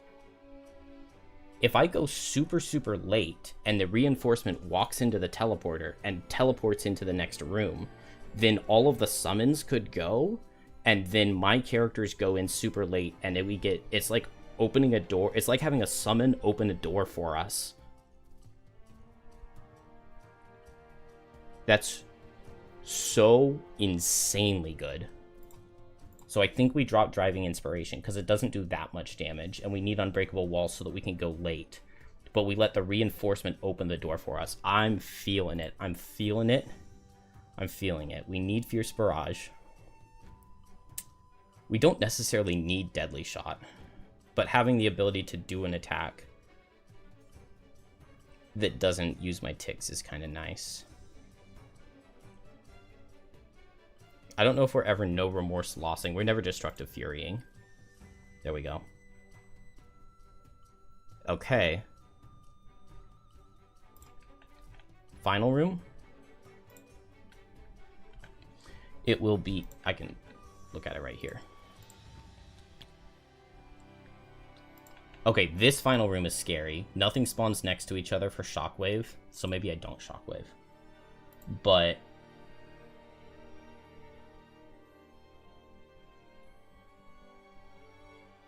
it would be possible to Javelin, and depending on what hex I come into, like if I come into this hex, I could pull this guy here. If I come into this hex, I could pull this guy here. If I come into this hex, I wouldn't be able to pull them together, but it would just be one of 4 hexes. Because if it's this one, I can't pull them together either. So these 2 hexes, if I step in with Javelin, I can pull them together, and then run in and Fierce Barrage. Okay. Yeah, the number tokens are going to be terrifying. We're just going to have to deal with it. I mean, half of them are good. Everybody gets double cursed. Whatever. Let's do it. Let's go. I got Fierce Barrage. Crushing Weight, Sustain Momentum. The only thing I would potentially want is like Relentless or Unbreakable. The Relentless Retaliate could be real nice. And I have the Reinforcement. Let's give it a try. I don't know if I've ever beaten this level on +3.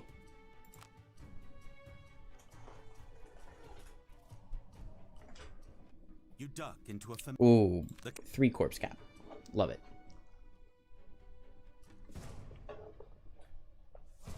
Kill an enemy to open a door. There are no doors.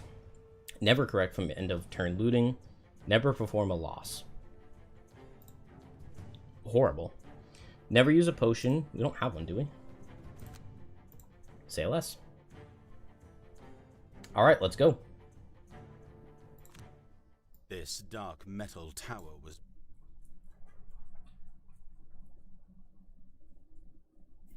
I was thinking I would have a snowflake for this level previously, just because being able to push something through like 3 of the chaos beams, you know, maybe maybe I could pull the trap damage on them, but that's very scary.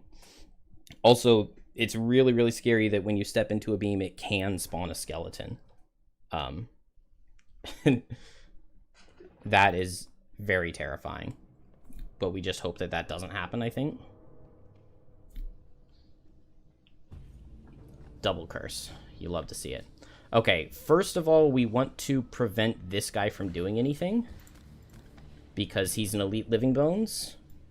And so, what's his base attack? 4 versus 3 versus 6. Oh my gosh. I just have to hope that this guy doesn't have enough move to reach us, I think. I pull this guy in with Javelin, and I disarm him with Rallying Cry, right? I mean, that makes a lot of sense as a turn 1 play. And then here, we can just set Crushing Weight. Maybe I just set Crushing Weight, and I just plan to heal? Well, we want to save the fast card. So... I could Bloodletting. If this guy's guaranteed to be here, getting off a Bloodletting bottom is actually not that bad. I like it. Okay. Bet. 1, 2, 3, 4. 1, 2, 3, 4. So the Chaos Demon is going to hit Drifter. So we target the Chaos Demon here, right? Oh my gosh. That's so much damage.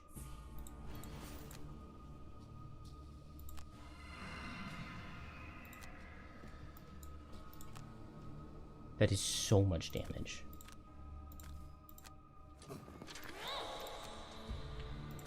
At least... Okay, he's poisoned and disarmed for next turn. What do they need to heal? Is it light they need to heal? This is a good start. This is a good start.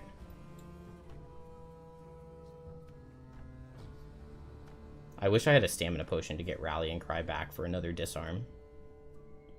Okay, what is the play now? I could step here and pincer move.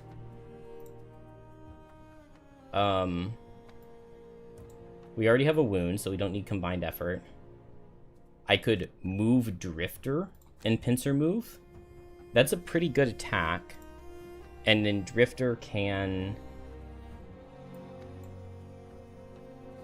What's the Drifter play here? Also, if we're positioned like this guy can't hit us with multi-target, which is really good. So I want to move here, and I think I want to burst the Living Bones here? Yeah, exactly, Randy.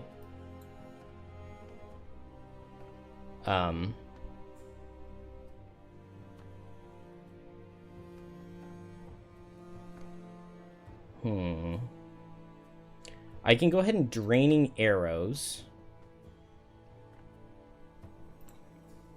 if I go regroup pincer movement, I just like move here for draining arrows, and I just draining arrows fortitude. And I'm still decent on ticks. I could even throw my frenzy potion if I want. Because this guy's not that scary. Just attack 3. The attack 4s are much worse. Hopefully it's not 74, hit all targets with 1 attack. I don't know how I would deal with that. But I think that this turn up here works. Not having Javelin means I'm very unlikely to set up a tip of the spear on these guys. But maybe we can end the turn in a way where it's possible for me to get a resolved courage. Oh, it's the 74. Okay. This was the heal card for Chaos Demon, so very glad they don't have the element. I come here. Regroup is 3 range, right? Yeah, 3 range. I get a tick back. We hit here. We do huge damage. Oh, beautiful. That is what I mean when I say huge damage. Now I move Drifter back. 1, 2, 3.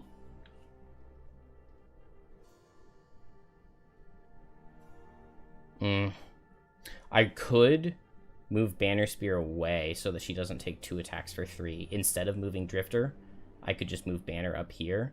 The problem is that then we just don't get off this pincer move, and I really want this attack 6 right here. Because this Chaos Demon, I mean, we saw just how much damage he does on turn 1. He's terrifying. I would love to kill both of these guys next turn, which is why we Dancing Slippers right here, and now they're in a Resolved Courage at 10 speed for Banner Spear. I wish I had bought her some Dancing Slippers too. But we go at 10 speed on Banner, and we move 1, 2, 3. Then Drifter also goes fast, heals Banner up.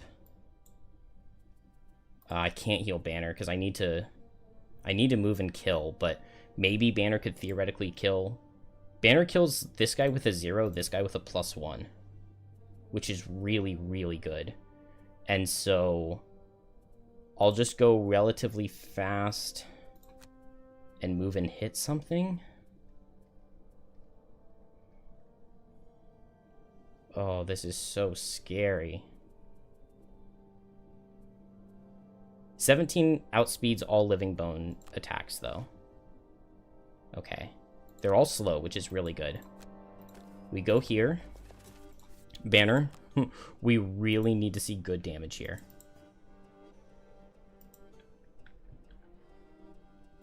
There we go. We really would love to see good damage. Okay. Okay. Okay. The only problem is that everywhere Drifter goes, this guy gets multi-target.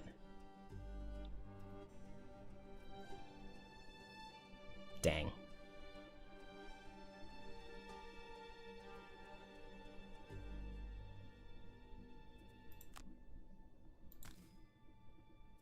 But I think there's just not anything I could do about it. I mean, I could hope to step into a beam and get, like, the trap damage or something. I really wish that this guy had died, but I just have to kill him. I mean, he has attack 7 into my 5 health.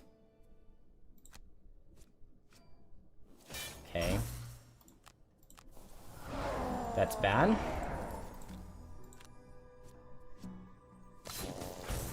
At least the Frenzy Potions got us. And then now this guy's going to get some good damage. Come on, Banner. Ooh, let's go. Let's go. Okay. We're guaranteed to outspeed him. I could just double heal up here. But maybe I just heal and hit. And I go fast and wound.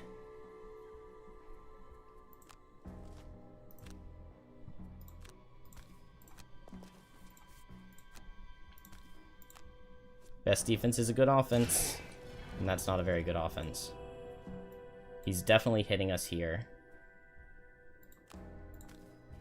Big damage? Okay.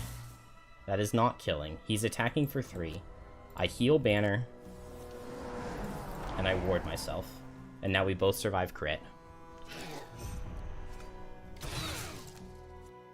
And Drifter's guaranteed to underspeed him.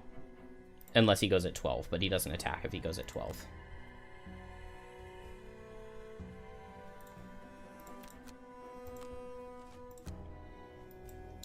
And so I just attack here. We just need a -2 to kill.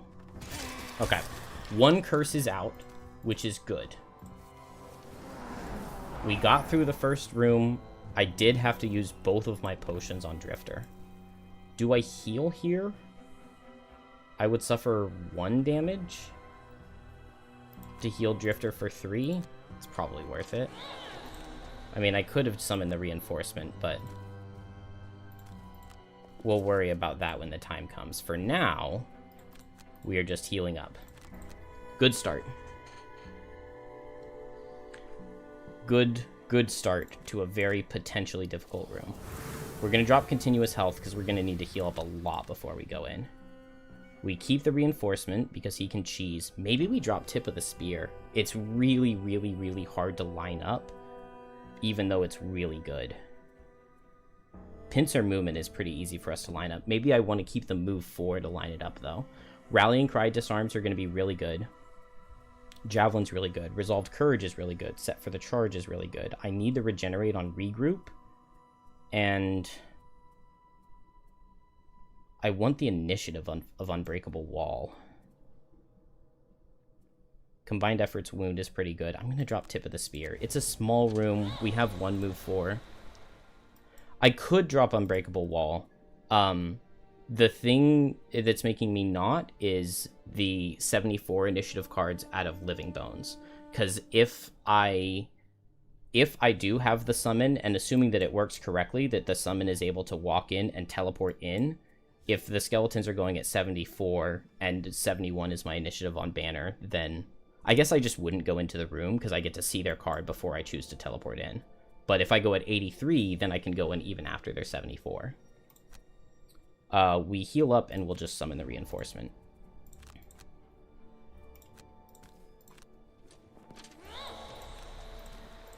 But there's no rush to go in. Like, no losses on Banner in the first room is huge. And 2 losses for Drifter is fine. I think I will go ahead and set Shockwave before going in. And then we can just go for a No Remorse Vile Assault in the final room on the final Chaos Demon. And I feel really good about that. Let's drop Deadly Shot. I don't need the move 4. Wow, we're actually almost healed up all the way. I don't really even need to heal, but I do have a lot of... Okay, we can get a Crushing Weight tick back with Sustained Momentum.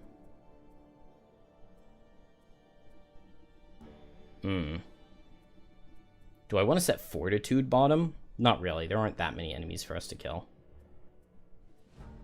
I wish I had more cards to get ticks back. But I'm not going to play the Vile Assault loss here. Maybe I just play this heal. It'll waste a continuous health. But I would like to be full health. And then next turn we set Shockwave, and then we go after that. So here we just stall. We're going to go in with Unbreakable Wall and...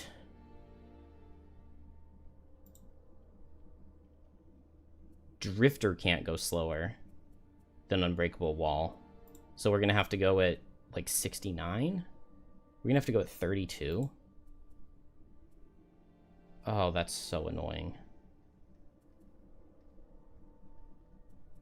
And I won't have enough movement to guaranteed get where I want to go. That is really annoying. Okay, well, we can just burn Unbreakable Wall now then, because I need the reinforcement to go in first.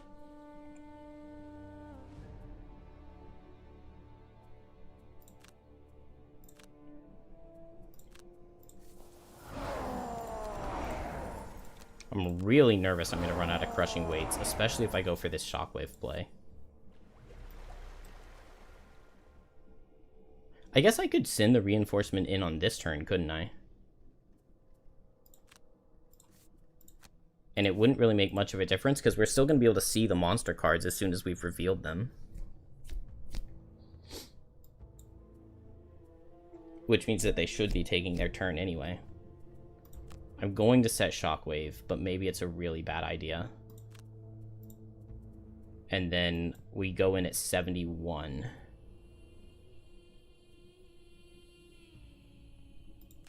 So maybe I'm just going in and hitting at range.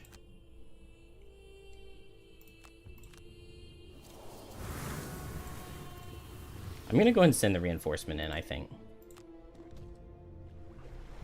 Middle Hex teleported him up there. It was 1 out of Chaos Demon, heal out of Living Bones, multi-target out of Wind Demons. I guess I can force this guy to move, or I can force him to stay in the same spot. What was our thing? We got double cursed. Not my favorite.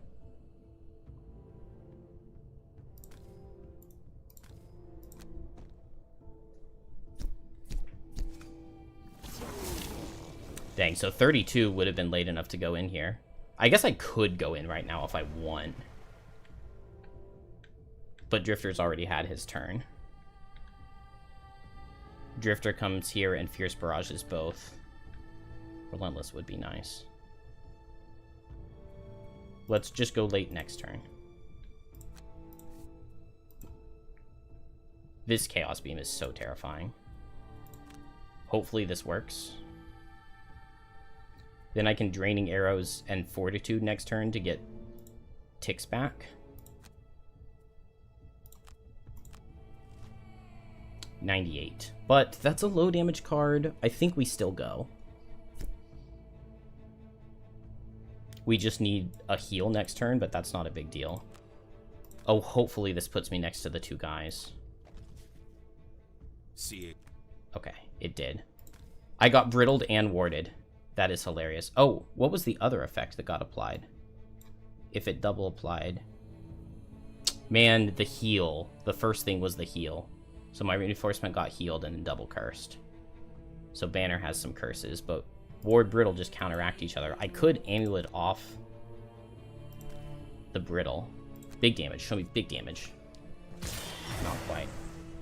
Oh, okay, but I get a Crushing Weight back. That's really nice.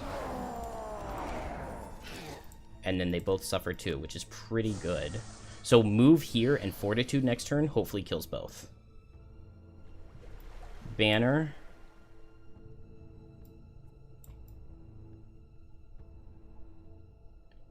I'll step in with Javelin. Ah, oh, it didn't work out. It would have been theoretically possible. Okay, I got double blessed and wounded. It would have been theoretically possible to pull something in and get the Rallying Cry if I had gone to... Oh. I guess if I had gone to this Hex, I could have pulled the Wind Demon in and gotten him, but...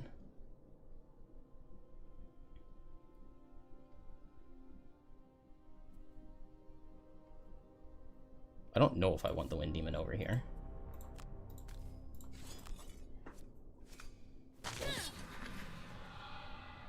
Oh, I got regenerated and wounded. That's hilarious. I might just lose a card here. So that I keep the regenerate. It's only 3 damage, though. Does not feel worth it to lose a card to keep regenerate. Draining Arrows, Fortitude. Move here. Hopefully kill. Hopefully 23 is fast enough. It's definitely not guaranteed. Here, I need a heal. Oh, there was no element, so I'm not baned. Okay, good. Very good. We're in a Resolved Courage. So we Resolved Courage and run away.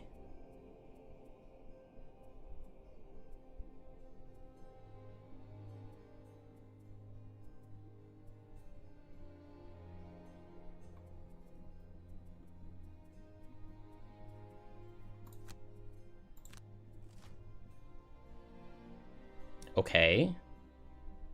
This is really good.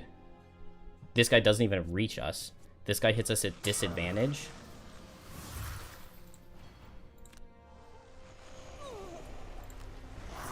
Is this melee? It's melee. Beautiful.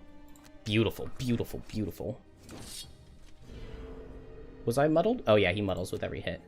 I just come here, because this guy's guaranteed dead. Hopefully Drifter picks up the kill. I could walk through the beam, and maybe we would get like the trap damage, but we wouldn't get to pick who it goes on. If Drifter's going to be here, though, how do I get anything useful into the Wind Demon? It's okay. I just don't want to be attacked by this guy is the main priority. And I need to get a heal from Drifter at some point in time. Drifter, pull some magic here. 0, 0, 0. Tick back? Is that a 0 tick back? I don't think so. I think it would have happened already. That's alright. This is good. This is good. This is good. This is good. Okay. It looks like this thing's still bugged. Oh, but, well, it shouldn't have made any elements, though, because he didn't do anything. Okay. This is not bad. This is not bad. Step here with Javelin. Pull this guy in. Disarm with Rallying Cry. Short rest. I don't want to lose Fortitude. Sustain Momentum is fine. Sustain Momentum is totally fine. Heal. I want to go after 21.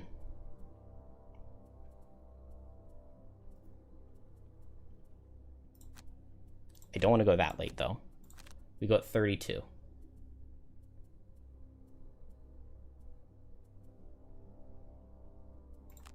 Come on, Banner, survive. Yes. Okay, step here. Pull this guy in.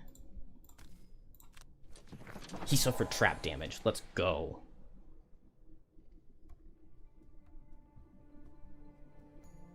Okay. Did we just kill? No. That's fine. Dang, I didn't play Bloodletting. Bloodletting would have killed. Would have been crazy.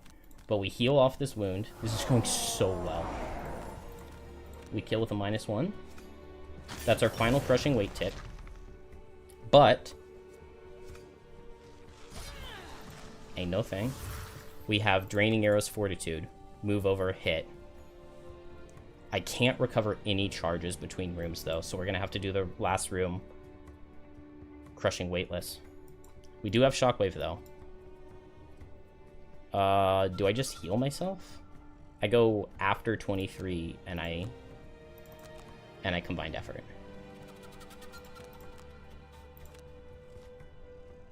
This is fine.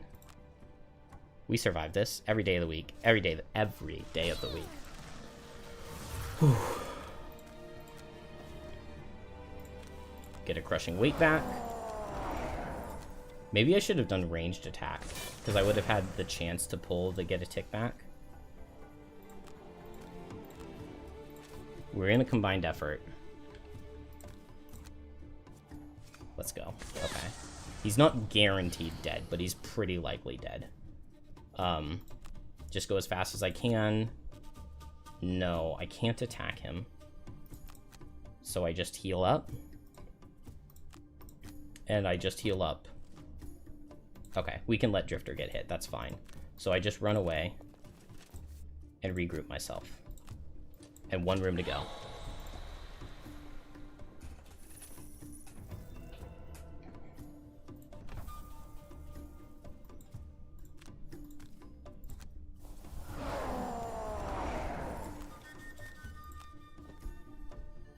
Is he gonna pull me through the beam?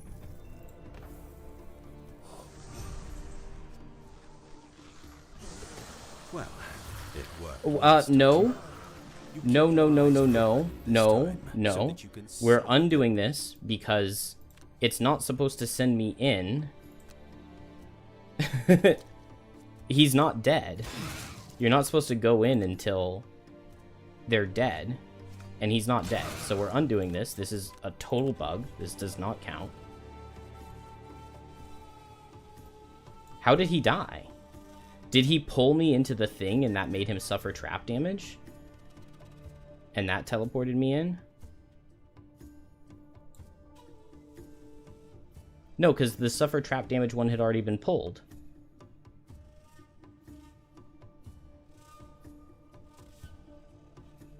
What?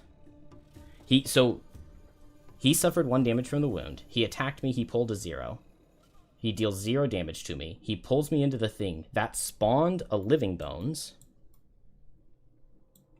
It spawned it in this room. And then the Wind Demon died. Yeah, I mean, it's 100% just a bug. So we just undo it. And I guess we just don't pick up that loot. We'll just stay right here. And then we don't have to worry about it.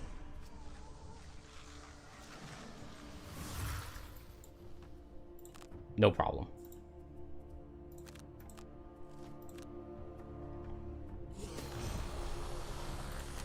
I do not feel bad about undoing that, even in the slightest. I do not even feel a little bit bad. I do feel bad about what card I'm dropping here. Maybe regroup? Yeah, I don't understand how that possibly could have happened. Because, like, just none of that makes any sense. Drifter is very low on stamina now that we don't have the shockwave. And it looks like we're only going to have 1 crushing weight. Which isn't very good. Means Fierce Barrage goes, I think. We have some healing. We got to see what the room's going to be like. I think it's going to spawn the Living Bones in here. I think. But we'll just go for the reinforcement strat again. I like that strat. I think it's good. I really should have brought Unbreakable. Okay, I can go in, though, with Draining Arrows to get a tick back before I attack. And also, I can Shockwave. I can move Fortitude forward with Shockwave to get a ranged attack out of it. So, we will just, I think we just play No Remorse Prudent Preparation here. Although saving my fast cards when I go in sounds nice. Vile Assault still is okay, even without Crushing Weight, if I don't have any charges for it. So, we're not going in this turn.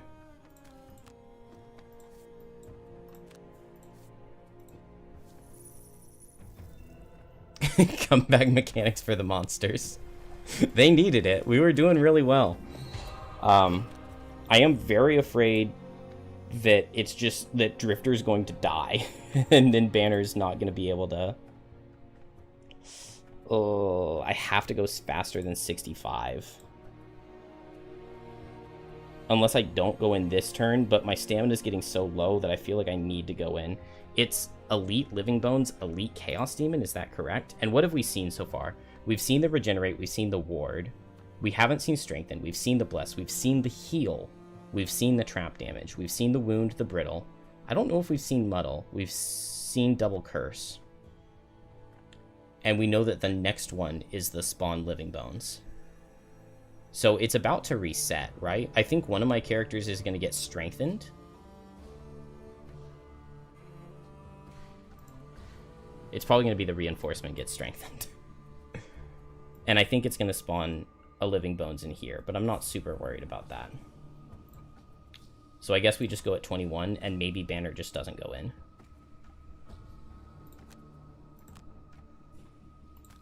Go reinforcement. Dang, it spawns it in this room. That's so bad.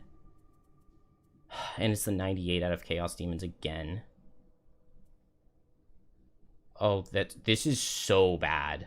Why does it spawn it in this? Oh, I guess it's because it was the second one. What was the first thing that happened to my reinforcement?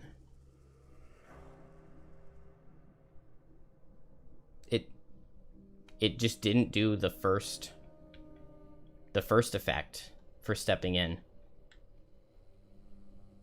I don't know, this is really bad. I really struggle to see how we're supposed to get through this room. I cannot go in. I definitely cannot go in right now.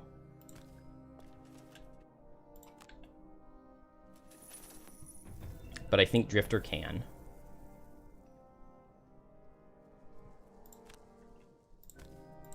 Show me something good. Strengthened and Muddled. I go here? Or, actually, I'm going to undo that. I'm going to go here. Well, here I get a Shockwave, but I'm attacking into the shield.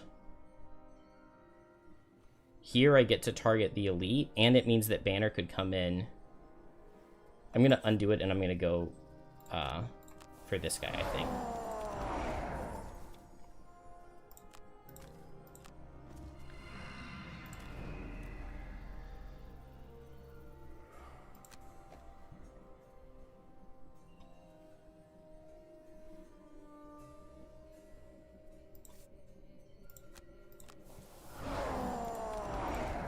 Crit.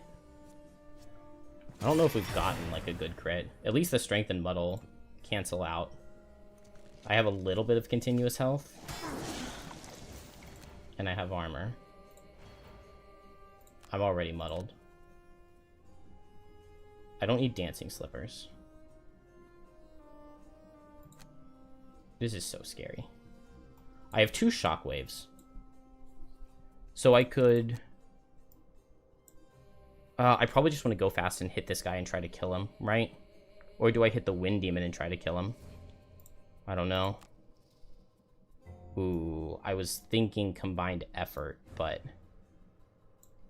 I can't go in and combined effort. I would have to short rest for it. I don't have... I have a resolved courage if I go right here. Maybe that's fine. I mean, it's a 2-target attack for 3. That's pretty good. Disarm here. I think that means I target the Wind Demon.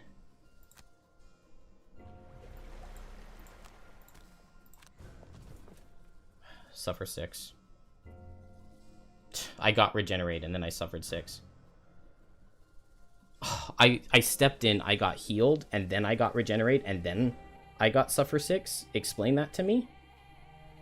Oh, no, the heal for 1 was from the regenerate that I already had. I stepped in and got regenerate again, and then I got suffer trap damage. Unbelievable. Do I step here? I mean, what's the worst that can happen?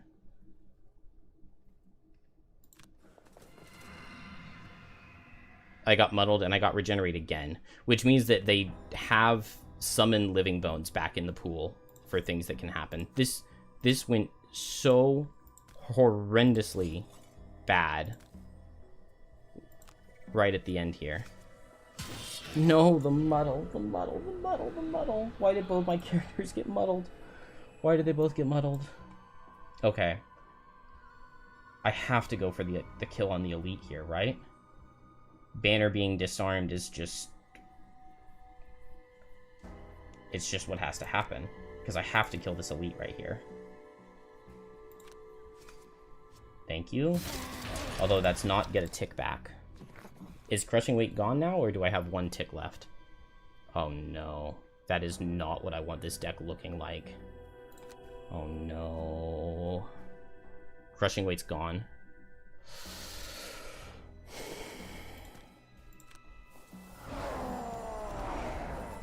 Continuous health is gone. We just have shockwave.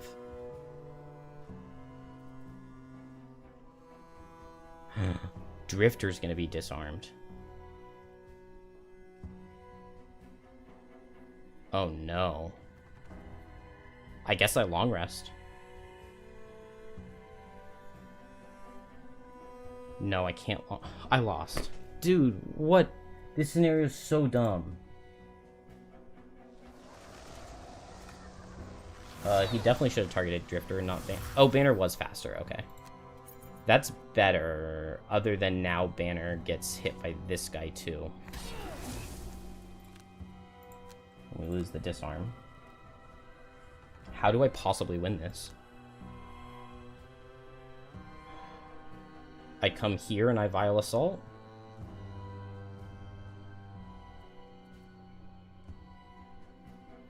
Do I No Remorse Vile Assault? Can I afford to long rest, or am I dead? I mean, if I short rest, what do I even do? Short rest, suffer 1 and heal Drifter? That's not good. Short rest, go fast, move 4, run away? The problem is if I don't short rest, it's very likely that I have to lose 2 cards to damage and I die. Drifter just needs to short rest and kill these 2, which means like No Remorse Vile Assault, but that takes me down to just 2 cards left.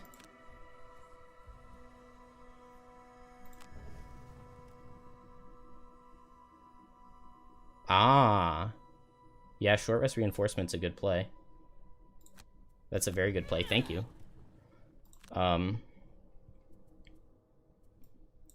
It feels like I have to no remorse move, hit, Vile Assault, hit, hit.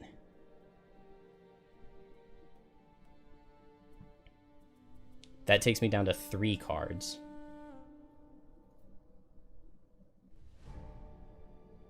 I could Draining Arrows go here, hit, hit. That leaves this guy with 1 health. He can't get multi-target, and we go...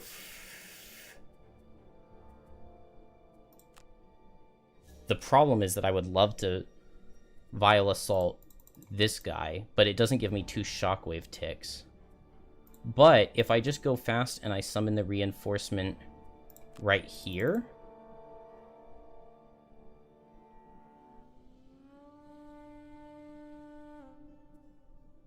I feel like we have enough cards to kill this guy.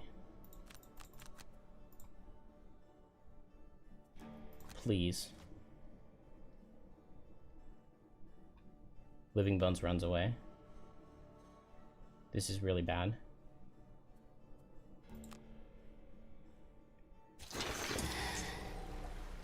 Okay. Oh, he didn't move because he wanted to go to that hex. Show me a really good effect. I got brittled.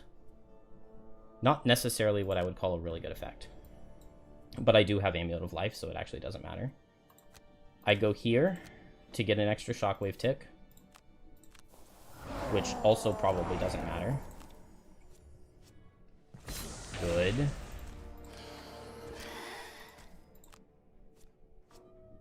Not good. We remove that brittle. Dude, thank you so much on that reinforcement call. That is so good here.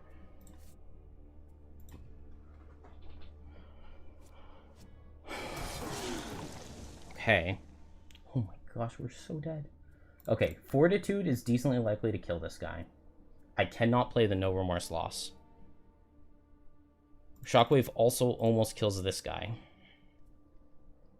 I go fast, I immobilize and run away.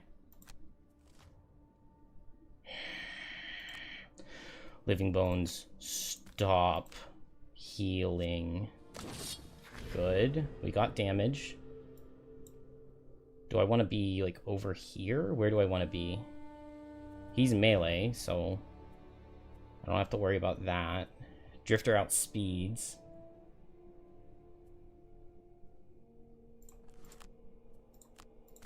I'm going to go here. I really want to check and see what the effects are here, because, like, a Suffer Trap damage could be huge. But if it's something really bad, if it's, like, Summon Another Living Bones, I just lose. And, like, I really do not want to undo Cheese It, but, like, that feels... But I really want to. Okay. Drifter, a 0 from Drifter kills this guy. But look at this deck. 2 misses. 2 misses. There's a chance that I could step into the thing and get strengthened. What effects have we seen since it reshuffled?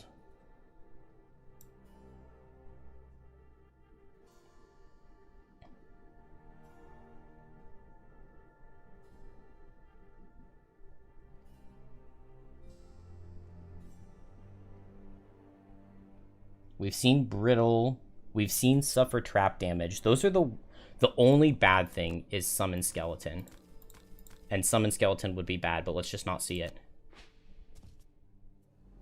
I got strengthened and warded. And double cursed. Is that 4 curses now? And 2 blesses.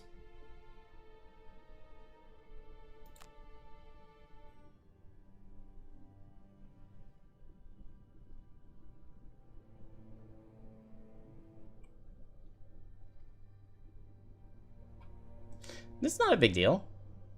There's only 5 curses. I'm strengthened. Like, come on, easy. Unfortunately, the strengthen is now not possible for Drifter, and Drifter would have loved to get the strengthen this turn. We do have nearest monster suffers trap damage available, though.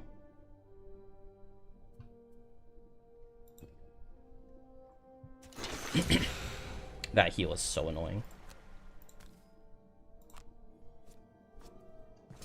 Okay. That is definitely not worst case scenario. He's guaranteed dead next turn now.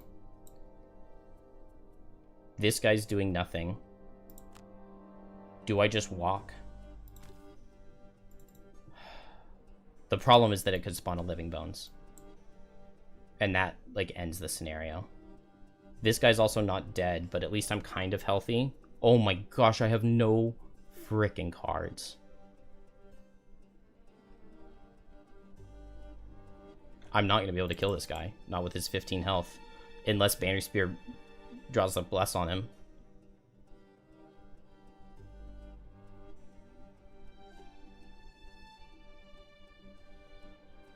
What does my turn next turn even look like?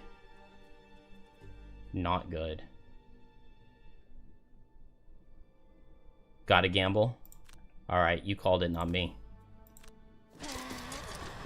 Okay. Wound and kill the Living Bones. I'm gonna get pulled back through again. Oh, never mind. One enemy remains. 9 health. We only died a crit.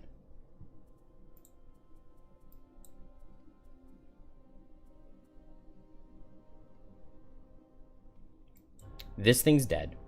One Chaos Demon to deal with. It feels possible. Do I short rest? Because if I short rest, then I can heal Drifter up at all costs.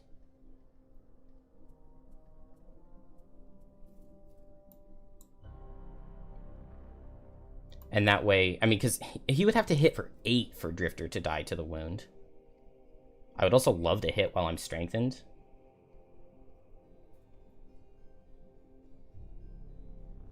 It's possible he definitely moves here to hit Drifter if he's melee, right? And then I could get a strengthened pincer movement if I short rest.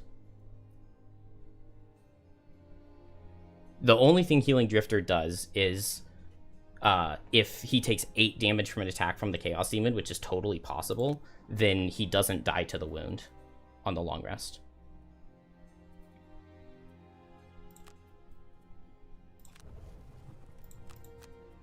Show me melee. That is a melee card. Wind Demon goes down. Do not crit. That is not a crit. That is not a crit. We're strengthened here, Banner. We're strengthened. I know you have 5 curses. I know that you do. Just do it anyway. Yes! Yes! Oh, baby. Oh, baby. And now we have armor. Now we have armor. Oh my gosh. It's not, like, guaranteed, I think, but it seems pretty guaranteed. You can miss now. That's true. The game was a little bit kind to me here, I think.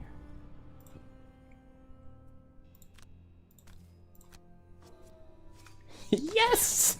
Yes!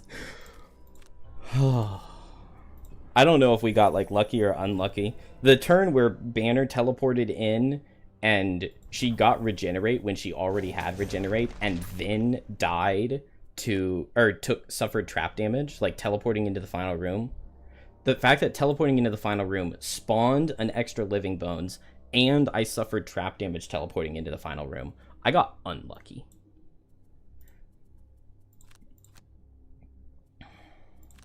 Drifter, we just escaped. We do not care about anything else. And Banner, we can pick up loot, right? Well, just one.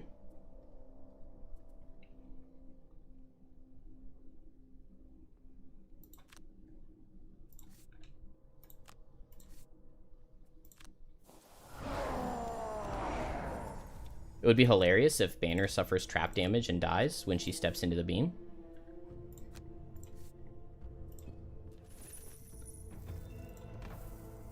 I don't have regroup anymore, do I? No, I don't.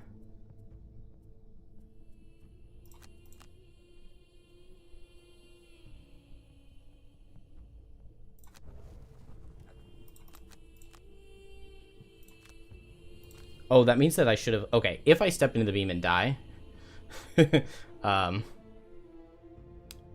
we're undoing.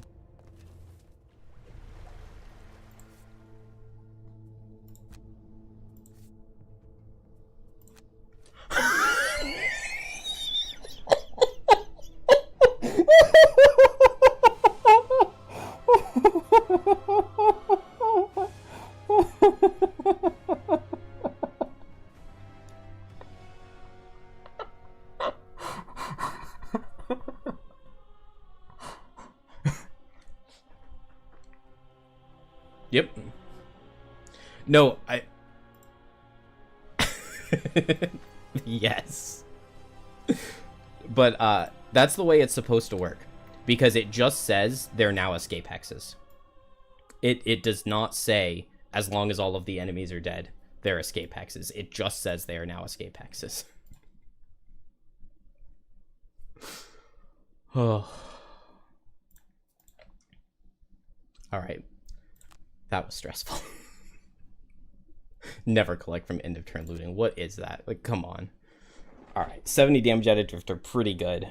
I need ways to not run out of my ticks. I think maybe I need to consider not bringing Vile Assault. Because if I had had, like, Relentless instead, I would have had another way in between rooms to get a tick back. What I really needed was the long rest perk, because I think I long rested 3 times. If I had had 3 more crushing weights going into that last room, that would have been really good.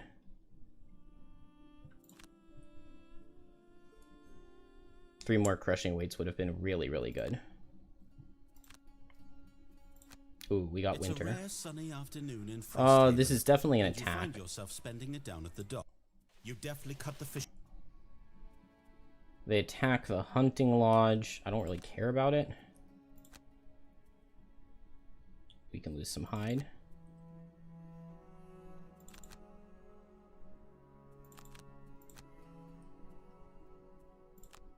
The craftsman.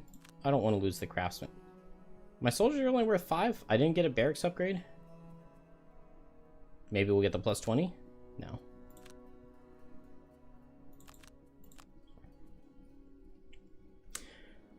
Let's do another super hard mission. I'm super tired. Cry myself to sleep tonight. Joke's on you. I didn't sleep last night. I thought I was done for when I saw skeleton spawn and suffer trap damage. Yeah, I agree. Dude, your play of summon the reinforcement while disarmed?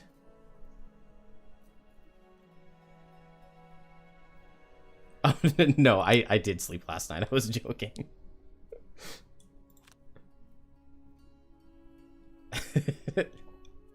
I did dream about Blinkblade dying in my dream, but I did actually sleep. Don't worry about me. I'm good. We got a -10 at advantage. Didn't it say that our defenses were improved for this attack? Another one. Literally every building, even the ones we use, all 4 soldiers were completely wasted.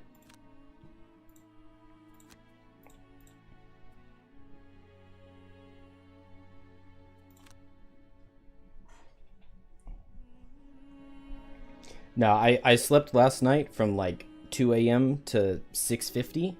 I took my son to school, came home, made my daughter breakfast, got her a bottle, and then we slept for 3 more hours.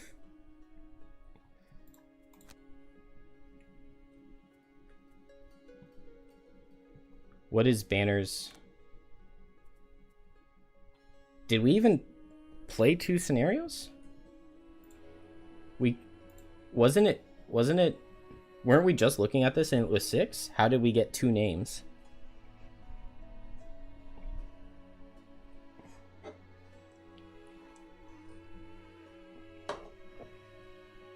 I guess she's done. She retired at level 1. Hey, we got a new town guard modifier. We don't have inspiration. And now we're prosperity. Where does it even show? Because, okay, here it shows we're prosperity 3. And we're 3 out of 11 towards 4. So now if I make a Deathwalker, it should let me make her at level 2. Purchase 5 enhancements. We'll never do that. And now this can just be a strong character. We actually have 20 gold left over, and so we can pick up leather armor or poison dagger with our boots of speed. And we're level 2, and please tell me we have 2 perks to spend. 2 perks to spend. Let's go. So let's get free move shadows and 2 -1s. And now this is not even that bad of a level 1 Deathwalker. Or of like a brand new Deathwalker. We could just go to the top of the spire right now that we have a Deepening Despair Deathwalker.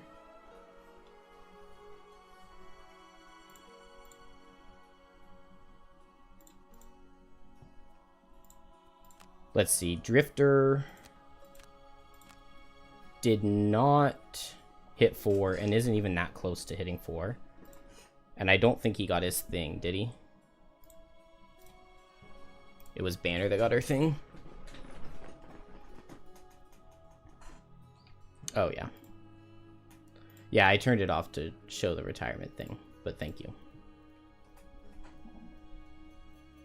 Oh. Let's see.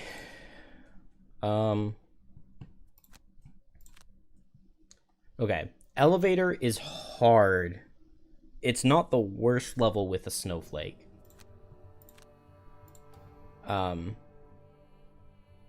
We've got a lot of levels that Snowflake's really good for.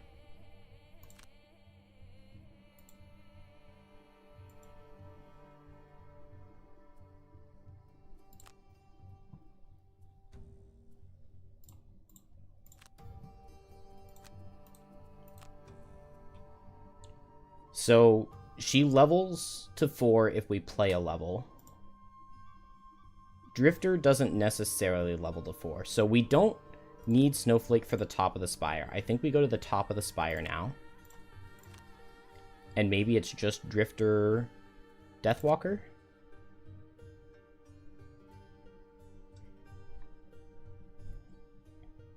I could bring the Bone Shaper. I look like if Abe Lincoln was a ginger. Okay. I'm not a ginger, though.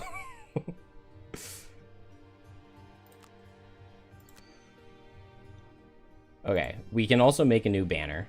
Banner actually levels up. Banner actually maybe got stronger.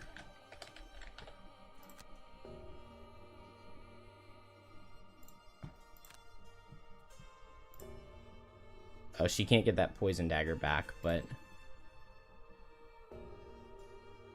Ooh, weighted net is interesting.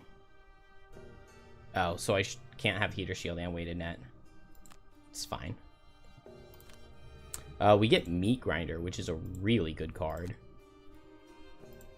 And 2 perks. So let's get iron or items.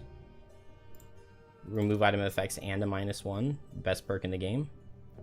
Do we want disarms or -1 for rolling shield is pretty nice. Then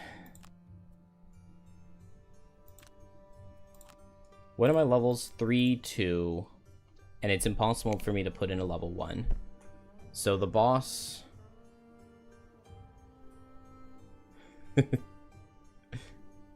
My son is a ginger, which is kind of interesting, but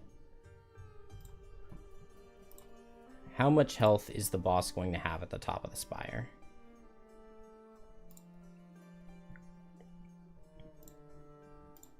Two-player, he'll have 120. That means it'll be 180 in 3-player.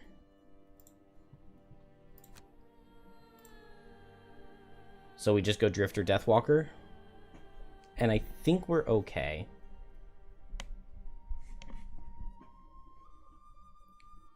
Drifter Deathwalker feels like they should be okay. The only problem is Drifter's not going to be that good once he runs out of crushing weight ticks.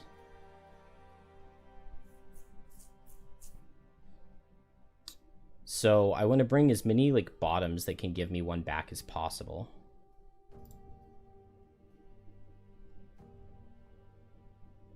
So precision aim. Maybe I bring Relentless. It's worth 12 damage.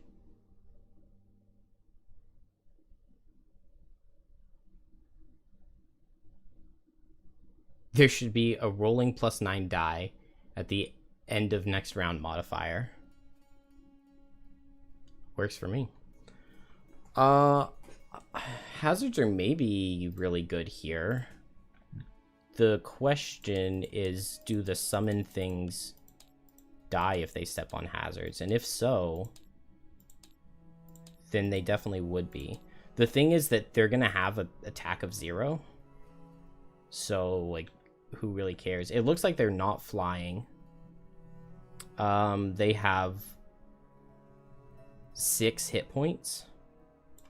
So I would need to get, like, hazard, hazard, hazard, hazard, hazard.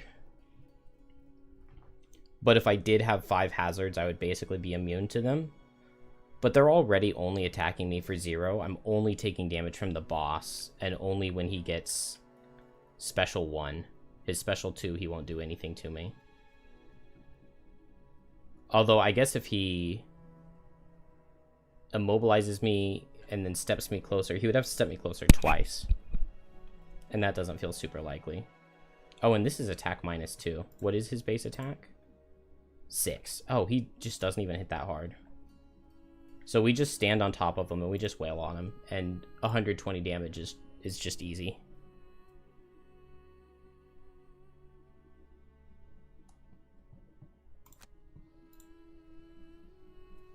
Let's go. I got a lot of Corpse Cap. I got an Axe Nut. Still not a single Arrow Vine. Oh, that's what I wanted to look at. We got the Enhancer. And Drifter has a lot of money. Hello, Star Welter. Okay. Increasing the heal on Prudent Preparation is, like, not that bad. 30 gold for that. To make that a heal 3 at 14 initiative. Pretty decent. Fortitude seems really good. Can I improve the damage here? I don't see a tick indicator, but it says top attack. Is it supposed to?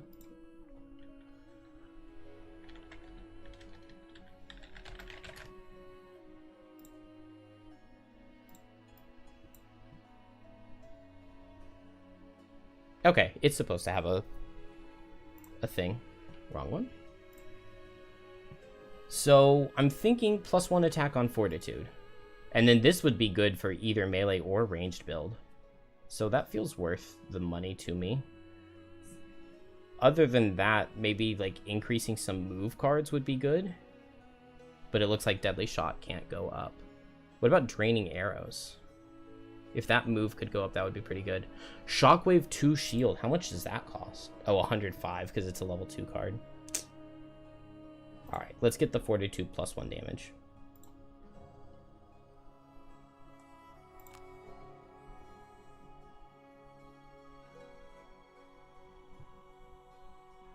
Okay.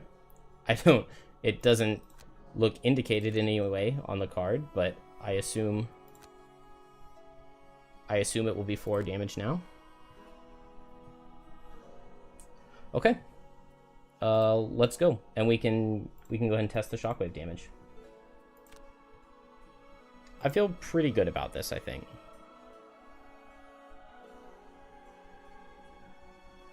We definitely agree that Strike Fiends are buns, yes.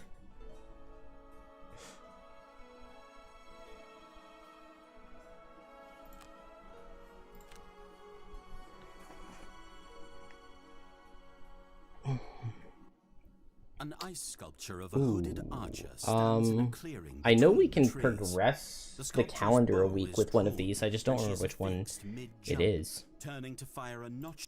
Demand she explain ourselves? old We are Valrath. brittled and cursed. This isn't the worst level for it. 0 cards each time you rest. Never exit a room with loot tokens. There are no loot tokens in this scenario. Never exit a hex adjacent to an enemy. Kill the last enemy to die. There are no loot tokens, so we have to go closer. The highest level of the spire. Yeah, I do not understand what was up with the design on Strike Fiends, because it's just all of their slow cards are bad and all of their fast cards are amazing. What's the word on early accessed Frosthaven Digital? If you know the rules of the game, then I would recommend it. Like, if you know that you're going to get it when it's a full game already, I mean, I'm having a lot of fun playing it. There are a lot of things that are just kind of like, you go into a whole bunch of scenarios and a lot of the rules for them are not explained very well. And a lot of the cards, in my opinion, are way harder to parse through on digital than they are physically. And so I think that the game is really, really, really hard to play if you don't know about it already. But if you are familiar with Frosthaven, it looks really, really nice. It plays pretty well. There are a few bugs that you encounter, but for the most part, it's really nice. Not having to do any of the monster AI yourself is really, really, really freeing. I feel like it's going to be very difficult for new players, but also I haven't tried it on any of the lower difficulties. I've almost exclusively played it on +3 difficulty, which is not not something that you're supposed to do. So,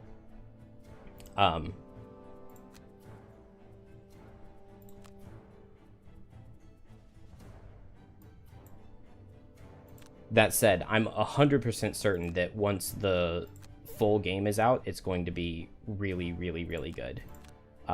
It is also a little bit small right now, just because we only have, in one playthrough, you only have access to 7 of the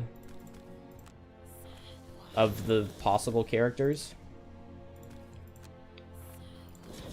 And there are 8 total characters in the game right now if you do 2 different playthroughs. So I am definitely a sucker for punishment. And sometimes the digital version gives you move 4 instead of move 3, so you can grab more loot. That is true. That did happen to me for no good reason yesterday. Did it not give me the enhancement on Fortitude? Like, we'll do the attack and see. Actually, I'm going to start with Vile Assault, because I think he's not immune to poison. You've finished Gloomhaven 4 times, and 2 scenarios left in real-life Frosthaven. Yeah, I mean, if you play that much Gloomhaven and you still like the game, then I would recommend this for you. It'll also be really nice, because, like, you can play it for a little bit, play 20, 25 scenarios, and then, in... What did he do on turn 1?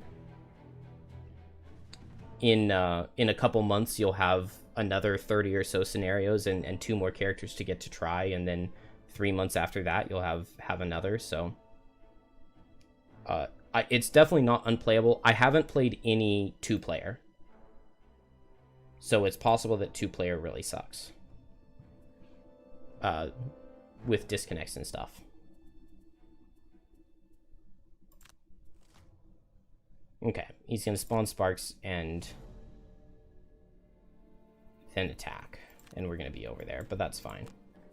So shadows are adjacent to each other, and we'll just move right here. And hit him for 4. Oh, I have a poison dagger here. And we will move here. Oh, this brittle is really gonna suck. I should have healed her brittle off on turn 1 with my bottom.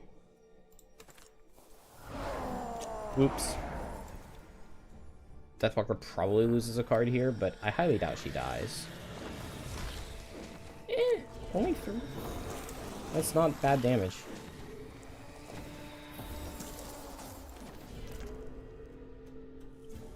Alright, the sparks, they said that they fixed the spark damage bug.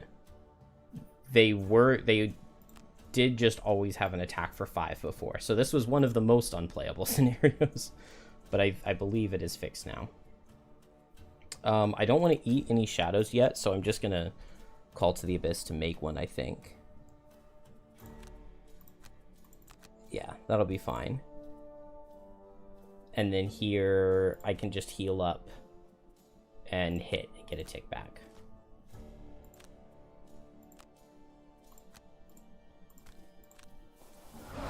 Nice, that actually worked out really well.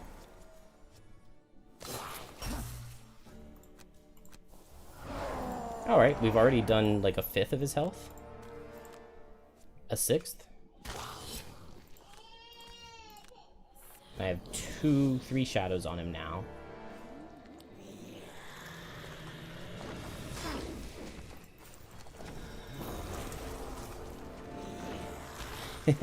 And Deathwalker keeps pulling -2. It's very nice. Frosthaven Digital is tempting because you would like to have that outpost phase automated. Yeah, it's very nice. Other than the attacks just don't really make any sense. Like, it doesn't show you modifiers being drawn or anything. It's just like it just happens, and like there's no explanation for anything. You used to think that outpost phase was enjoyable, but it's grown tedious on your 3rd winter. Yeah, my group, we absolutely loved... Oh, hey, okay, now we have the enhancement for Fortitude, so that's good. My group absolutely loved unlocking potions. Unlocking potions was really, really fun and cool for us. Oh, crit on the enhanced card as soon as we get it. So nice. But that was definitely our favorite part of Outpost phase, and once we had unlocked a lot of the potions, it was kind of... we didn't care about Outpost phase anymore.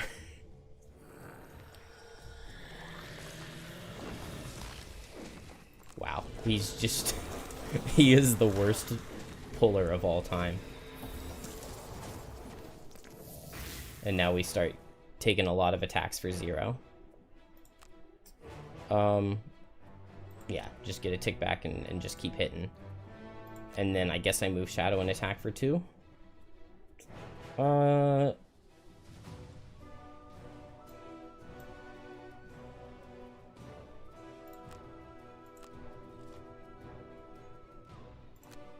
Boots to go slower than Drifter so that he's the focus.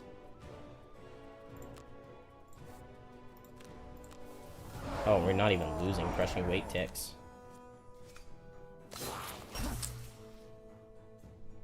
Yeah, this is definitely one of the easier scenarios, especially when Deathwalker cheeses it. Anytime you enter the Chaos Beam in the middle, you gain like a token, and each token you have makes these Chaos Sparks deal 2 more damage to you every time they attack you. But since Deathwalker was able to teleport us over here, then neither of my characters have any tokens, so the Chaos Sparks have a base attack of 0 into us. Which makes it really easy. They also can't target summons, so you can just like put characters back here and wall off with summons, and the Chaos Sparks just sit there and do nothing. So there are multiple ways to cheese this level.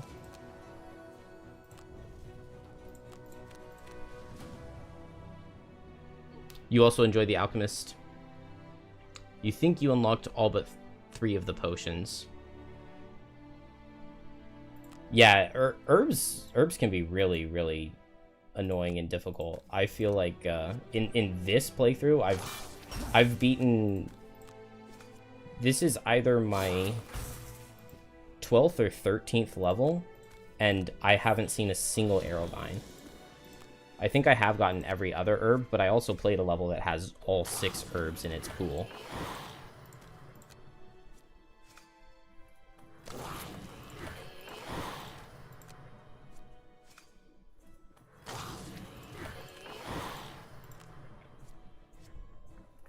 Honestly, I was hoping for a little bit more damage from this Wave of Anguish, but I guess without power potions and without advantage and with a new character modifier deck. Does Deathwalker lose a card here? I think she does.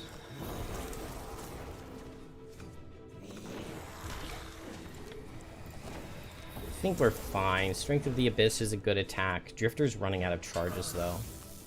And I can't get him back with with draining arrows anymore. Yeah, just one charge left.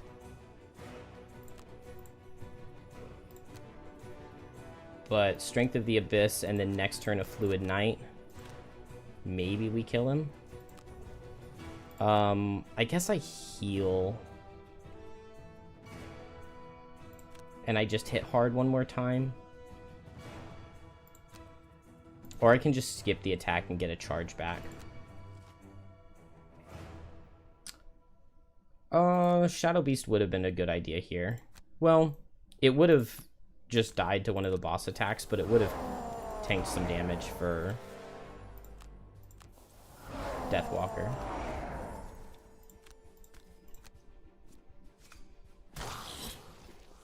1-on-2 Slapfest, yeah. Hey, these sparks are attacking us for 0. Don't take their credit away.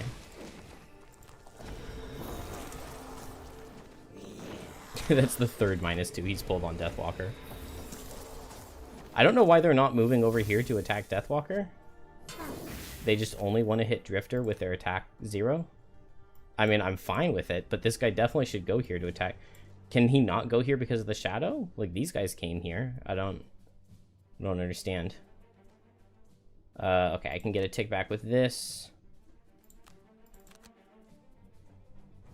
A heal for Drifter wouldn't be bad. I mean, we're starting to get to the point where this level could have been lost. But I think we're fine. Oh, did one of them crit an attack 0?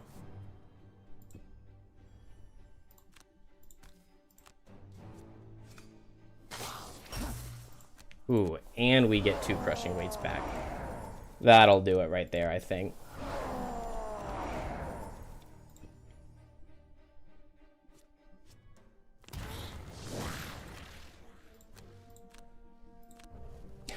Hold on, Deathwalker's almost dead. Drifter's almost dead. No. Alright, Drifter double attacks Deathwalker. It's her final turn. If Deathwalker dies here, it'll be so dumb. We go at 50 so that we're not the boss's focus. And, maybe it makes more sense to heal with my bottom. Let's see. I attack for 5 and 4 and 6. 5, 4, 6. We kill with a -1 total. The boss isn't attacking. That's good. He's been attacking, like, every turn. So it's nice to finally see a turn where he doesn't. Let's crit. I didn't mean that hit. I meant this one.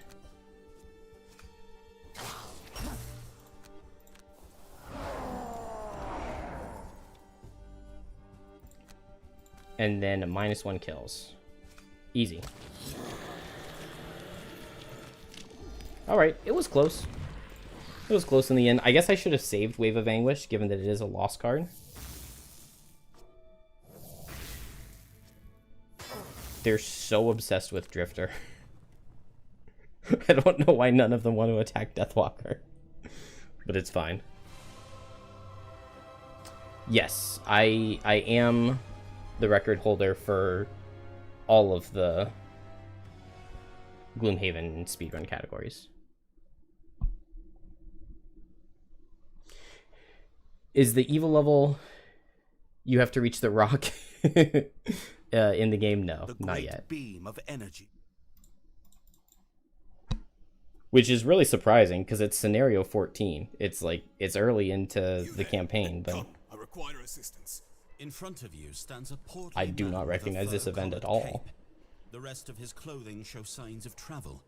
He must have just gotten in through the main gate, but you can't see any traveling gear or any other possessions. Isn't there a scenario called Joseph and the Where Lion? is this fine merchant named Joseph, and where are all his things? The man asks, pointing at himself. I decided to move to Frosthaven and open a new venture. But my traveling assistants, you see, they all perished in the journey, and my merchandise is just sitting out there in the frozen wilderness. Okay, I have seen this one. We'll steal it and sell it back to him. I think we would have had to discard cards next level if we didn't. And we got Miser because it was totally free. Do I have 2? I just have 1 perk. Didn't level. Yeah, me and MQ did it, and there's a guy named Code Gorilla. Code Gorilla, he was the first one to do a run of the all dungeon or unlock all classes category. And unfortunately for him, I had routed the category, but never done any attempts of it. And then I got really excited when Code Gorilla uploaded his. And then I sent him my route for it, which was like an hour faster, and that kind of made him lose motivation because he had spent a lot of time working on the route himself, because unlock all classes is a really, really complicated and difficult category to route. It took me like a lot of work, so much work that I then didn't even want to play it once I had it finished. Also, mine added a lot of RNG to it. But then Code Gorilla did come back like a year later and do some easy speedruns. I don't think he ever submitted any to the leaderboard. But he got some relatively okay times. I think like an hour and a half for easy, which is not bad. I was in his stream a little bit while he was doing some of those, and he improved my strategy on like 2 levels, I think. Temple of Elemental Power and Plane of Night. Although his Plane of Night was like a little bit RNG heavy, but it was a turn faster. But his Temple of the Elements just saved a turn on mine, which was pretty cool. I don't know anything about MQ's speedruns, really. I just know his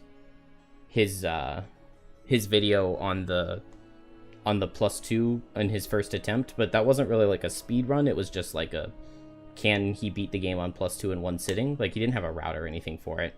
And I know he tried my lightning bolts route for like 1 or 2 streams, but it didn't really work out for him. And I was listening to it while I was at work, and I was trying to give him some advice, but a lot of the advice like didn't work. I didn't realize he had leveled up his Mind Thief, and so I was telling him to go and use Fatal Fury on things, but because his Mind Thief had leveled up, the monster level went up, and Fatal Fury could no longer kill wind demons that were full health if he was 1 health.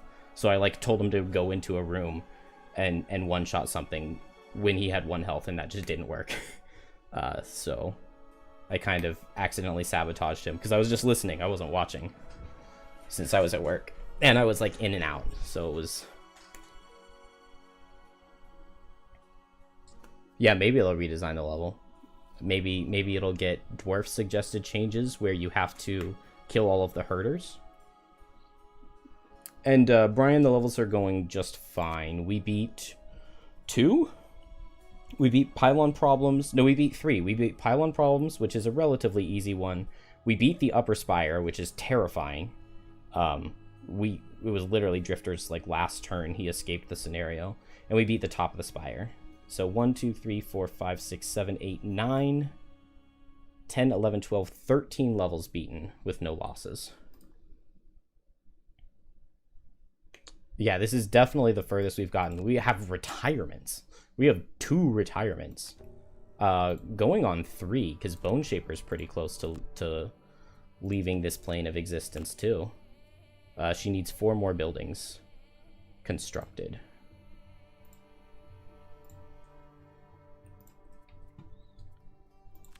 Speaking of, there's got to be something good. We can upgrade this Alchemist. Or, actually, I'd rather get the Craftsman, maybe?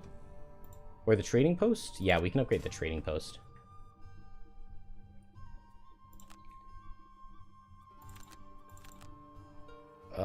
Let's go get Blinkblade's hide. Blinkblade's dead, but like, he'll still contribute his resources. Because Blinkblade has 8 hide left.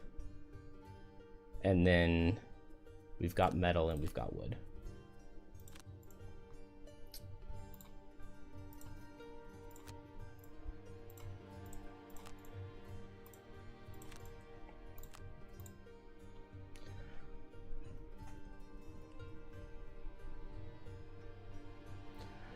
I am at defense 0 because my morale is not very high. Your starting morale is based off the number of guards you save in the first scenario, and I have no idea how many I saved in this run, but it couldn't have been more than like 1 or 2. So my starting morale was low from that, and then morale after that is purely based on just getting lucky with outpost events and stuff. And then the attack that just hit me, like, completely destroyed the town. They destroyed 5 buildings.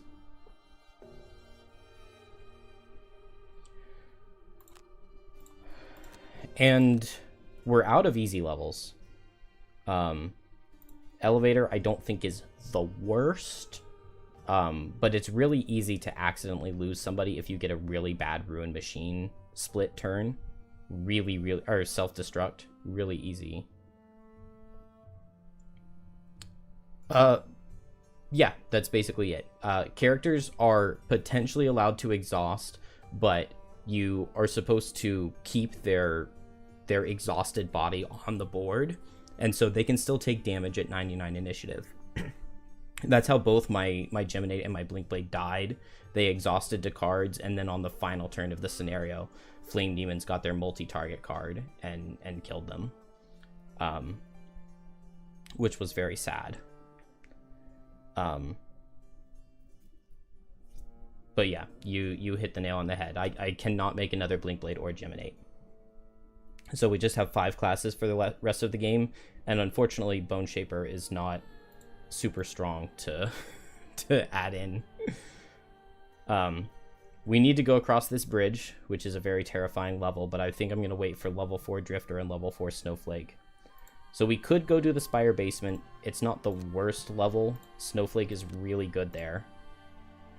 I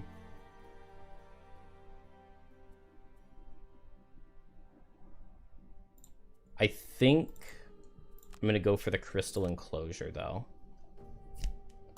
This level, it can give me Arrowvine, which I really, really, really would like. I can get Power Potion. I could get Stamina Potion. It depends on the level, but Bone Shaper Banner Spear is viable in some levels. And if you're just saying like Banner Spear, the class herself, I did the Upper Spire with Banner Spear Drifter, and that felt pretty good. So Banner Spear is definitely viable. The Disarm is really, really good in low monster count situations. Crystal Enclosure feels like the place to go. This is the level where there are a whole bunch of spires that give all of the monsters close to them shield, which makes Snowflake really good here. For Frozen Fjord, you built a boat, but still can't use it to get across the sea. Is it bugged? I don't think you even need a boat for it.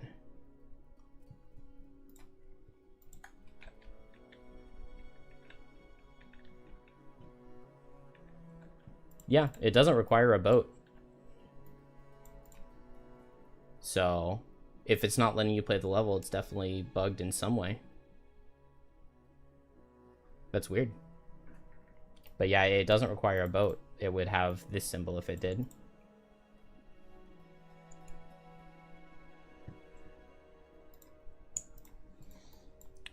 Alright, that's enough stalling. We go to the Crystal Enclosure. Part of me kind of wonders if I would rather have Banner Spear.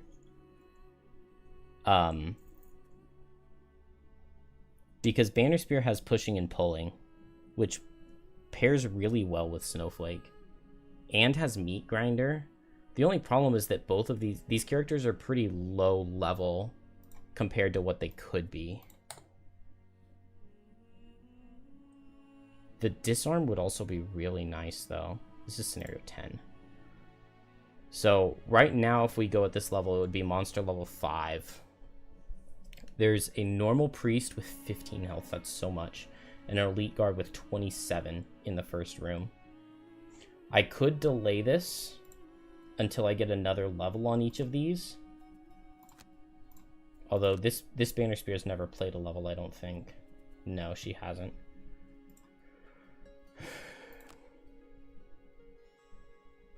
Oh, if I could get the level 4 card, that would be so good for this level. But there's no way to get enough XP. I think I go to the Spire basement and try to get some XP. This is an easier level. So we go Spire basement for XP. And I bring the Drifter. I think...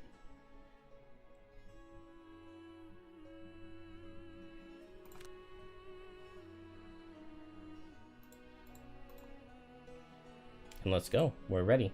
I don't have any upgrades here to get, do I?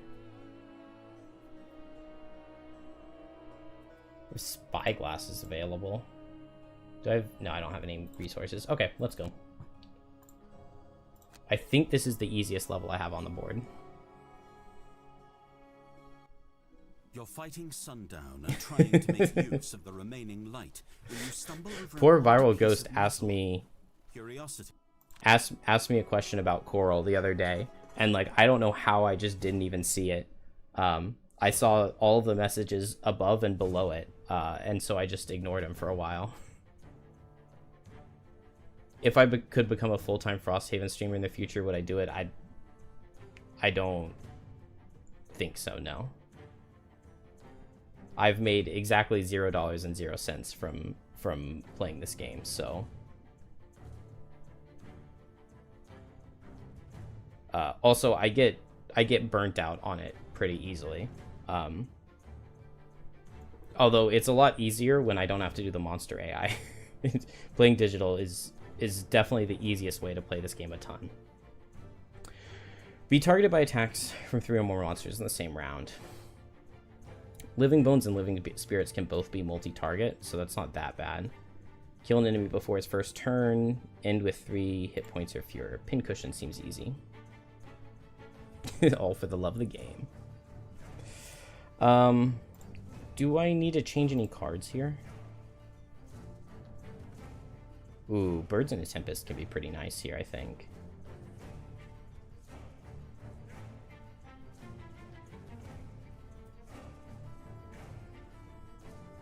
Maybe the game blows up. I kind of doubt it. It's just so hard, and you need to know the rules. But I don't know. We'll see.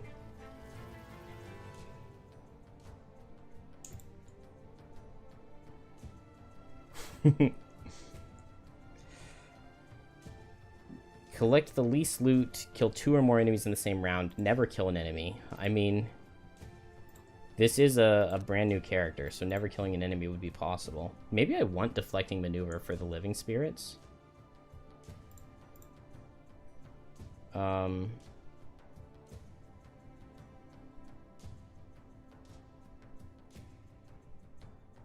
We definitely want Meat Grinder. And I think that this works. Let's go. Down the rear stairwell, a corkscrew of stone and iron. You go to see...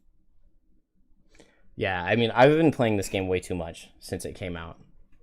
I've been playing it like at least 40 hours a week, which is not good for my sleep schedule.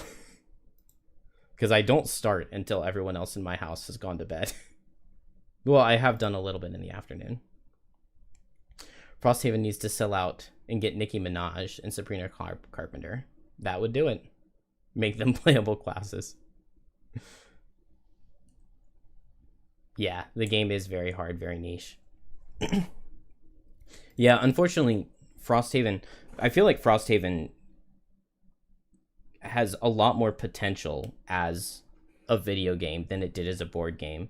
There's just too much going on, and I mean, in general, Frosthaven's reception is not as good as Gloomhaven's, and I think there are a bunch of reasons for that. I mean, one of the main criticisms is that scenarios are too complicated, but I think a lot of the annoyance that comes from scenarios being complicated goes away when you're playing digitally, because it just automates all the really annoying stuff for you. And then like the outpost phase, I think works better digitally than it does physically. It's like so hard to keep track of everything on paper. And so I think a lot of people's complaints about the games, I think digital solves a lot of those, but there definitely are some people who really liked Gloomhaven and were really disappointed with Frosthaven. You've been watching some of the character guides and they've been informative. You started thinking about Banner Spear and Deathwalker in a completely different way. Yeah. I love both of those classes. They're so good. Deathwalker can be really, really, really difficult to play. Also, speaking of really difficult, what is going on with... There are 2 elite living spirits here. I was thinking that this was the easiest scenario available to me, and now it's... This looks rough. Okay, Fortitude can be really good. I wish I could get both Crushing Weight and Shockwave. What is Fortitude base attack? So it's 4. I enhanced this card, so it's an attack for 4. With Pierce 2. So that becomes just an attack for 2. I wish I had a Spyglass. I need wounds on them, which makes me want to try to get a meat grinder, but they're positioned in such an awful way to get a meat grinder off. We start really easily with pushing this Living Bones into 2 traps and killing it. And that is amazing to get this elite off the board. Yeah, the storylines are impossible to keep track of. And like the calendar can be annoying if you're waiting multiple real-life months in between one level and the next part of its story. The thing is that Gloomhaven was really janky and very abusable. Yeah, Frosthaven sanitized all the jank, but then that also makes it feel like it's removing power from players, which I'm personally fine with. I love the balance of Frosthaven. I think that it's really, really good, and the classes in general are stronger in Frosthaven than they were in Gloomhaven. The items are less broken except for potions, which are maybe even more broken. But for me personally, I would say the Frosthaven characters are more memorable. Or if you're talking about the storyline characters, then yeah, they're not. But the mercenaries in Frosthaven, I find very memorable. You're also sure there's a lot of people who saw Frosthaven as a large improvement from Gloomhaven. I think it's an improvement, yeah. You're not a fan of the outpost phase in Frosthaven? Yeah. Yeah, there were many, many times playing physically that my group was like, we just agree to skip this, right? We'll do it at the beginning of next time or something. Which that feels a little sad. I think... So I'm going for fast heal and push into traps. Fast heal and set up Crushing Weight. And that leaves me with just 1 poison on, which isn't too bad. Most likely these guys will come up and I can push them away with Unbreakable Wall into some sort of formation, maybe. And then maybe next turn we can go for a fast set for the charge meat grinder. I mean, I think that there are options here. Tip of the Spear isn't too bad into the Living Spirits. It's Pierce 3. It's actually really good in the Living Spirits, so I really want to try to set up either a Meat Grinder or Tip of the Spear. Banner Spear should be pretty good here. I don't feel the need to play any banners, so let's just go Unbreakable Wall with Deflecting Maneuver. Okay, standing still and coming closer and cursing. This is not the worst. It does mean that there's ice. which I would kind of like to eat the ice because they can stun with ice.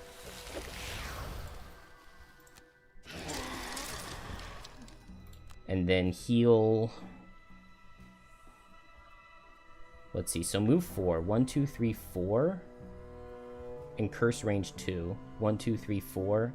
1, 2, 3. So this guy's going to curse all of us. Unless I move Drifter back. So we'll just move Drifter back and he doesn't get cursed. I don't mind curses into Snowflake at all.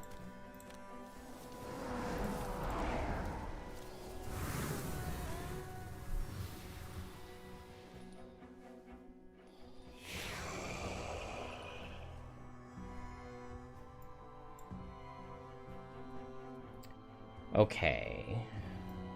We don't get an unbreakable wall on anything. Where did this wind come from? Oh, from...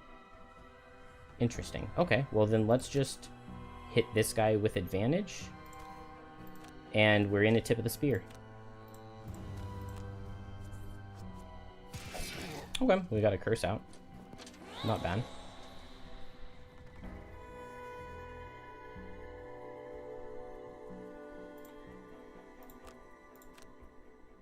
Okay, so this is a good tip of the spear.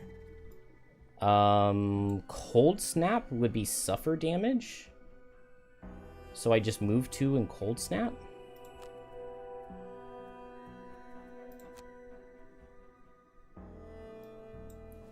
What if I move... I'm not going to have enough movement with jump to get over here.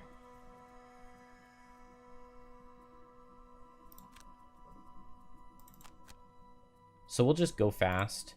And then, am I just hitting with a Fortitude? I could go for setting Shockwave.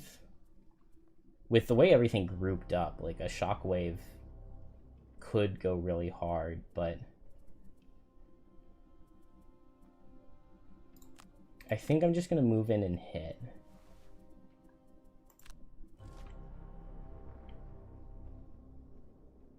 So you found the mercenaries less interesting. It was an improvement in as much as the game was better balanced and it had a lot of finesse. Frosthaven was technically better, but Gloomhaven was so fun because of all the broken stuff you could do. Yeah, the minor stamina potion was so crazy.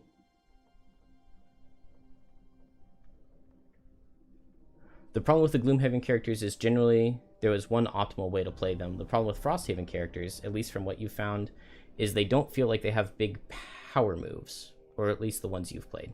I feel like there's a lot of big power moves. I mean, like, I think of a Deathwalker Wave of Anguish. I think of a Banner Spear, Boldening Blow, or Meat Grinder. A Snowflake Lifting Gust Crosswinds to make something suffer 20 damage of hazards in a single turn. There's definitely some of it, but, I mean, there's nothing like just some of the absolutely broken ways you could just kill everything. Alright, we're gonna get hit here some, but feels like I just...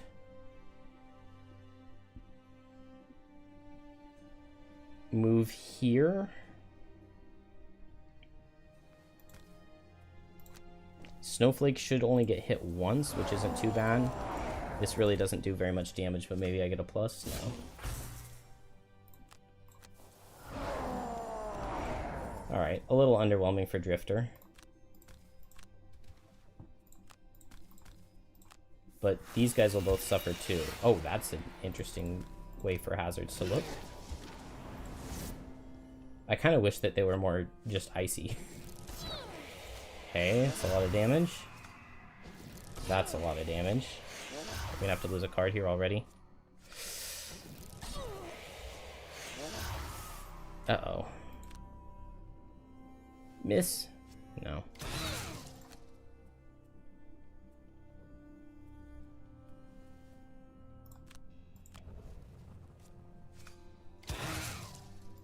Ow. Okay, this was bad.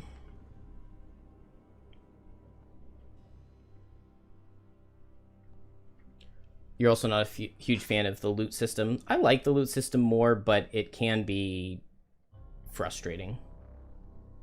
Yeah, getting wood when you really want gold is sad. You've seen a brute perform attack 88. Trap can attack for way more than 88, but it just takes a very large number of turns of setup.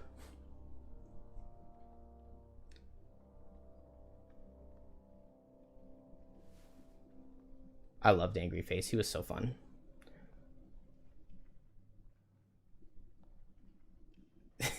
Yeah, level 9 Blinkblade becomes really dumb with double time and stab them all.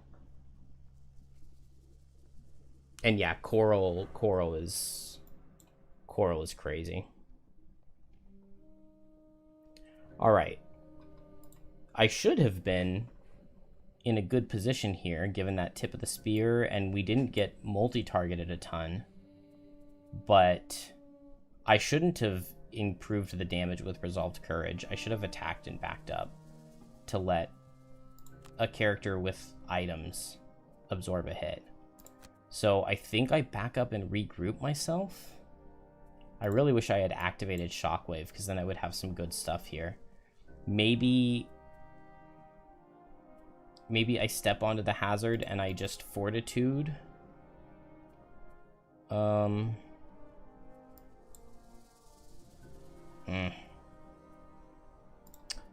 I can... Oh, dang, I dropped Combined Effort. I was thinking I could play Combined Effort here. I could have moved up with Meat Grinder, heal regenerated myself, and Combined Effort this guy, and he would have guaranteed died. I could kill him with Set for the Charge. Step back, set for the charge, step back, and pull him in. That's probably the best thing that Banner can do here. And then next turn, look for the heal. Snowflake... If I push this guy away, he doesn't see a way of getting through without stepping on hazards.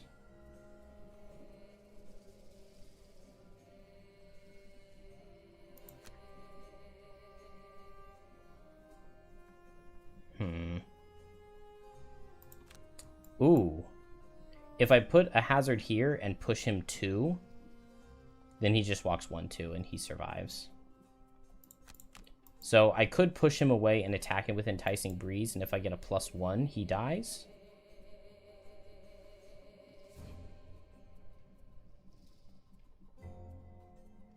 That sounds best for now. The problem is that I'm 7 health poisoned, which is not the best place to be. I'd love to see just like a stand still card out of Living Bones. And then I can just move on to the hazard, heal off most of the damage that I take, and Fortitude this guy and hope to kill him. I don't know what else I would even do. I really wish I had set Shockwave. I do not have enough damage getting through shields for these guys. If I pull this guy in, it kills him. So that might be better here. Would it be worth playing a loss? I could white out, step this guy back, step this guy forward.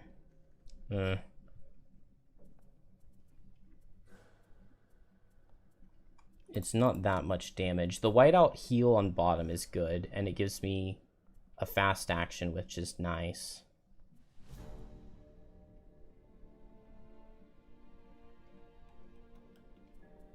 So maybe I just step back, heal, pull this guy and kill him.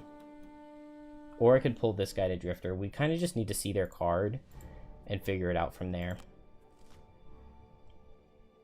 Okay.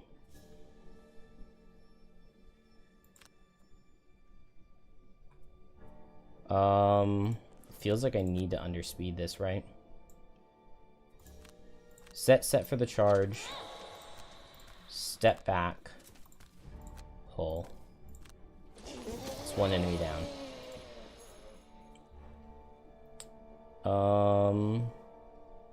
Ooh. Enticing Breeze here. Pull him towards banner set for the charge kill. Then I have move and heal.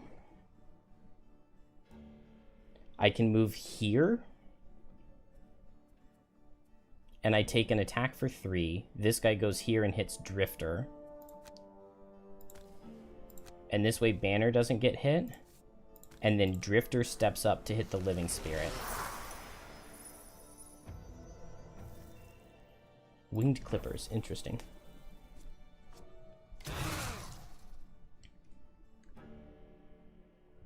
Angry Faces bar none your favorite character. Level 6 going invisible. Yeah, you're invisible for forever. If I get up burned out on Frosthaven, will I stop streaming altogether or pick up a different game? I don't think I would do a different game.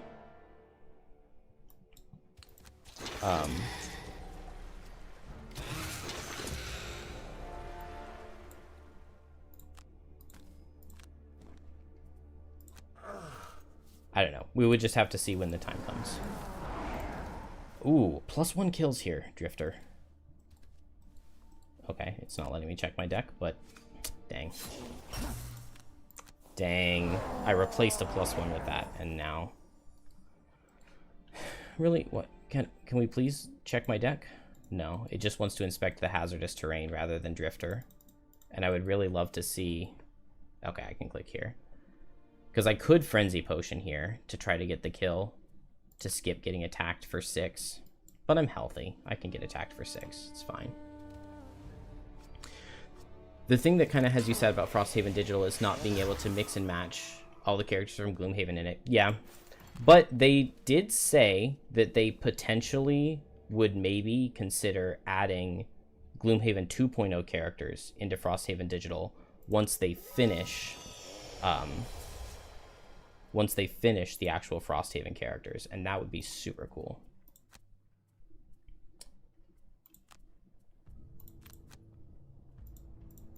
I'd probably just move here, heal myself with Meat Grinder, and Rallying Cry disarm this guy. Probably. Let's see. These things are low, but I don't know if there's a way for me to really get them.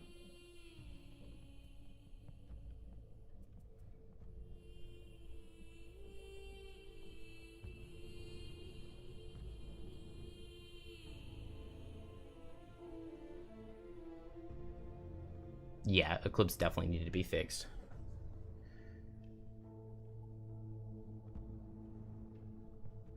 You just want original Angry Face. Have you looked at how they changed him? I haven't looked at the 2.0 classes, so I don't know how he has changed. I was like really excited for a lot of the 2.0 stuff, and then I looked at Saw and I was like, okay, never mind. I'm not excited anymore. They killed my boy. What can Drifter do here? Shockwave would be so good. So good. Bloodletting Bottom is a play.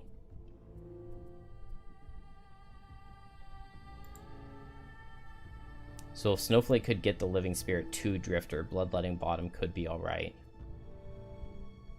I could just Draining Arrows and Bloodletting Top, and a +1 would kill.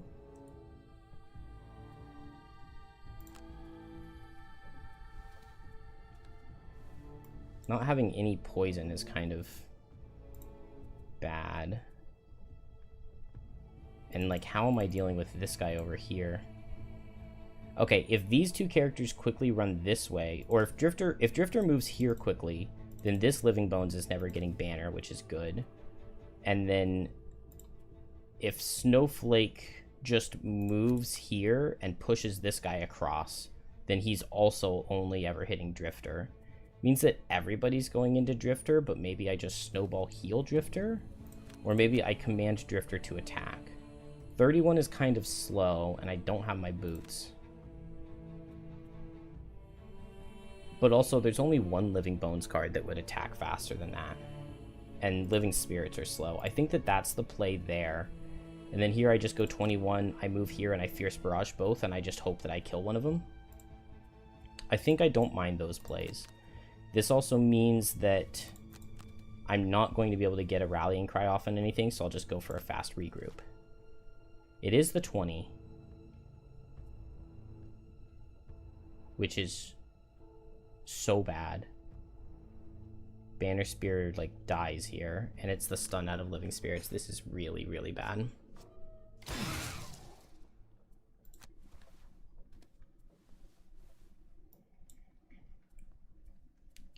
Oh my gosh, this could not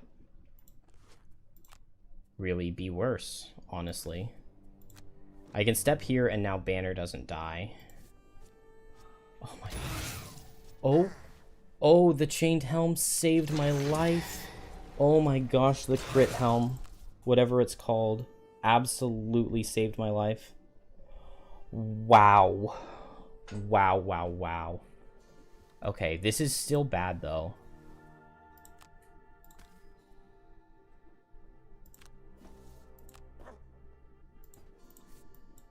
Wow, those items came in so clutch there. Show me a +2 onto this Living Spirit. No! Do I just go for it again? I mean, 1-2 cards would kill. All of these other cards don't. It's a lot of cards that don't kill.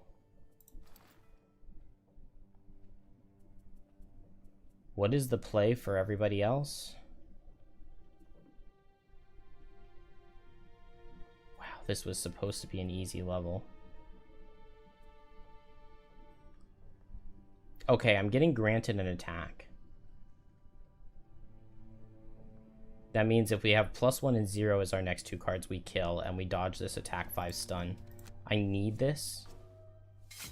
Okay.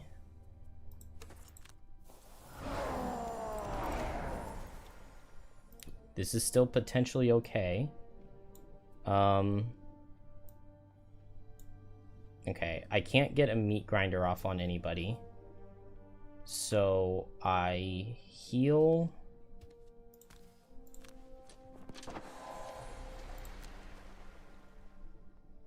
And heal.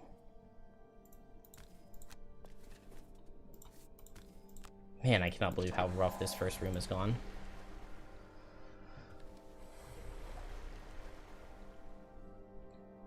Angry Face doesn't have camouflage. Saw is kneecapped. Music Note plays her songs with clefs, not notes.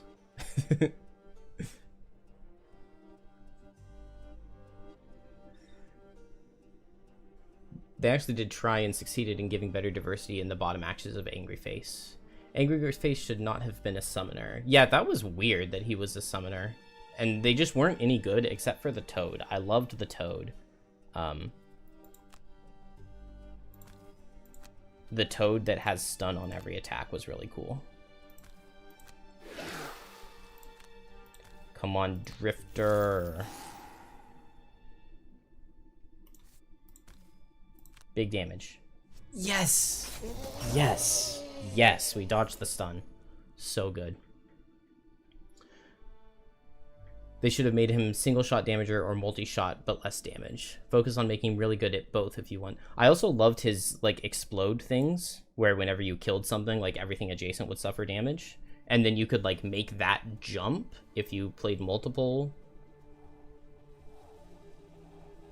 Oh, do we have the winged clippers right now? Who looted them? It puts them on automatically, right? So I can do a melee attack to make them... Randy's just out here saving the day.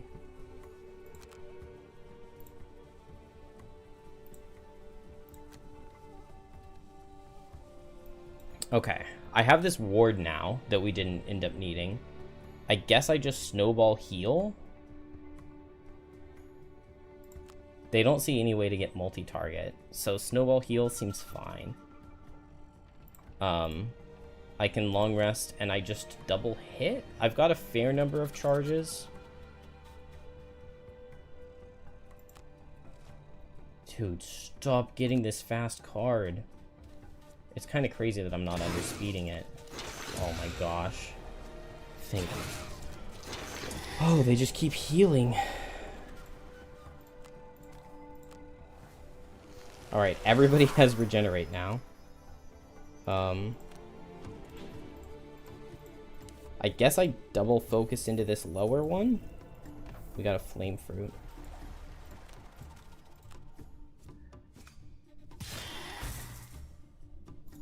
I never tried the Angry Face level 9 summon. Okay.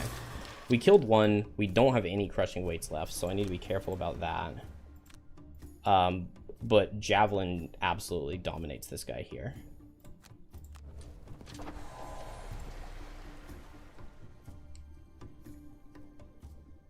Keeping his summons dilutes his cards, and his summons are generally pretty weak. Agreed. You get it's supposed to be a ranger class, but it's pulled in too many directions. Yeah. Oh, set for the charge. Javelin literally kills this guy. He suffers 8. That's beautiful. Dude, they got this 20 every single turn. That's like such an annoying card. Set for the charge is really good in this scenario, especially with a snowflake. Alright, ooh, we get to get 2 ticks back.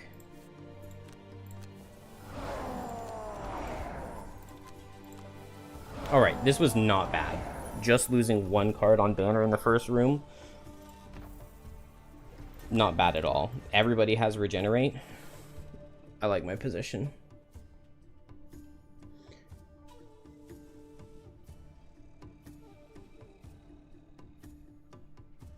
The Mystic Ally is really cool.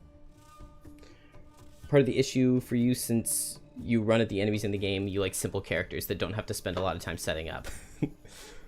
The Stun Toad was a mean. He only had attack for 1, but Angry Face had so many fast cards that like you just summon it in front of something that doesn't have retaliate, and you just go fast every turn, and he wins eventually. Let's be honest, Gloomhaven needed a big rebalance, and Gloomhaven 2 looks like they did a pretty good job with it. You do like abusing the Super Song stuff in Gloomhaven 1. Yeah, I mean, there's a lot of the power fantasy is in there.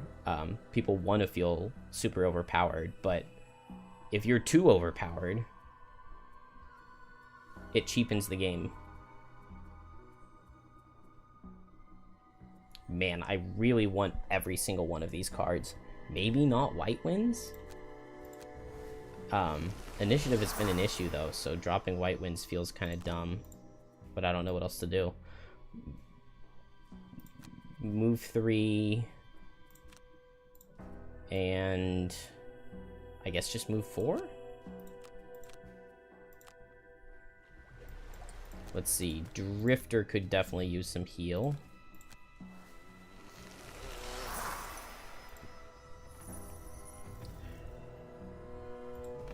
Except almost every character in Frosthaven you played needs to think 3 moves ahead. They definitely do. The Frosthaven classes are very complicated.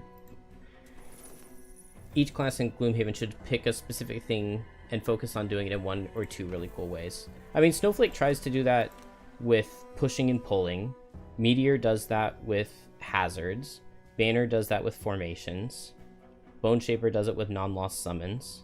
I definitely feel like that was the way they designed the classes. They just tried to find a specific niche for everything. Drifter moves and attacks you melee. Move 2, get a tick. Get a tick. That'll put me back up at 5, which is really good. Although maybe we'll go ahead and set Shockwave, because we needed it. I guess I just get closer to the door. We're not going to get a meat grinder off, but it's fine. And then here, probably just move 3.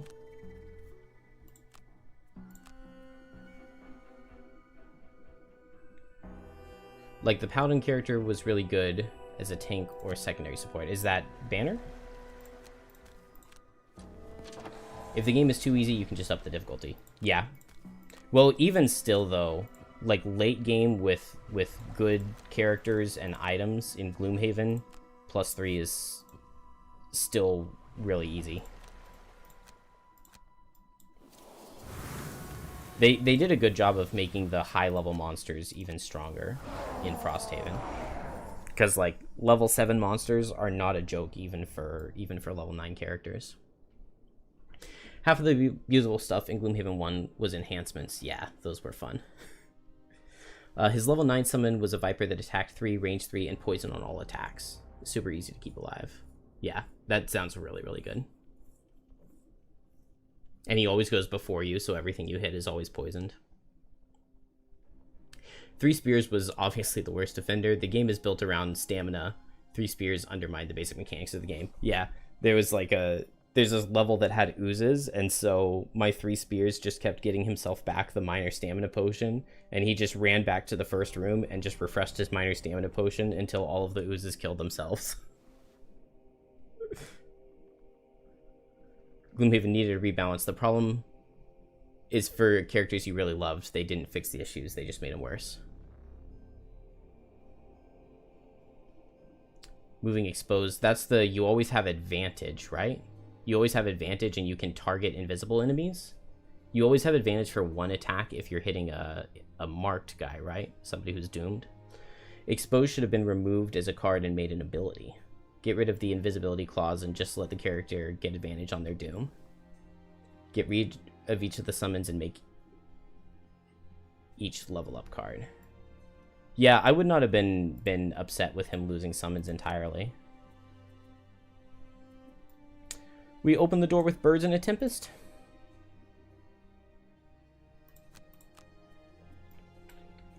The only problem is, you know, I'm going to take a look at the room. We got kind of dominated in the first room, harder than I thought we would.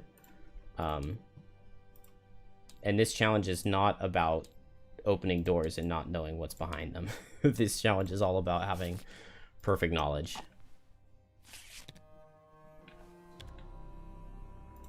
Six enemies in the first room and 3 players, kind of brutal. So if I'm here, I go 1, 2, 3, and I can push this guy through traps and kill him. It will be 3-player. So there will be a normal here. But that's fine. I step to this hex and I kill this guy. There will be 1 elite, 2 normals. This is fine. Birds in a Tempest, Lifting Gust. That seems like it works really well. Then I just run in, sustain momentum, draining arrows, perfect, and late meat grinder. Level up cards, either a good single target attack or multi-attacks. He doesn't need camouflage, yeah. Just be a backline shooter. Good night, Star Walter. And thank you for the luck. Alright, we're right in this guy's face. They got the 20 again. I mean, that feels bugged. That's like 5 turns in a row. At least I haven't damaged any of them so far, so it's not bad.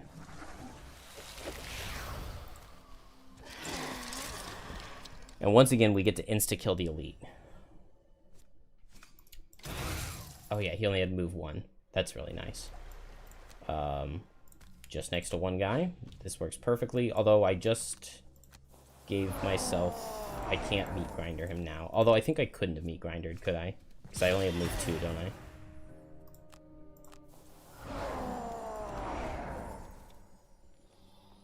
Yeah, we got hit. That's a pretty hard hit.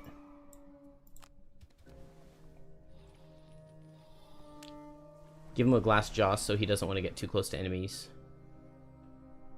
Didn't they add like a whole bunch of equipment stuff for 3 spears? Oh, the birds in a tempest gave me extra move. Dang, so I could have moved him out of the way and gotten a meat grinder off.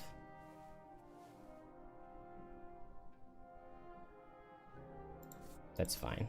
I'll just get this heal and... Do I have a poison dagger? No. That was the other banner that had a poison dagger.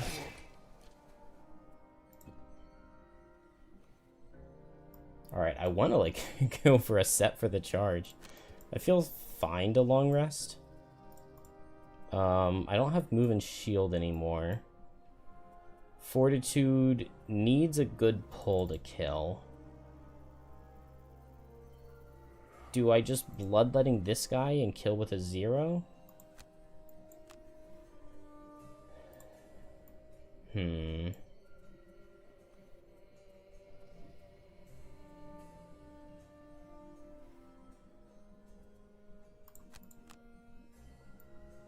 I can Crosswinds, pull this guy in, and Cold Snap to make him suffer some.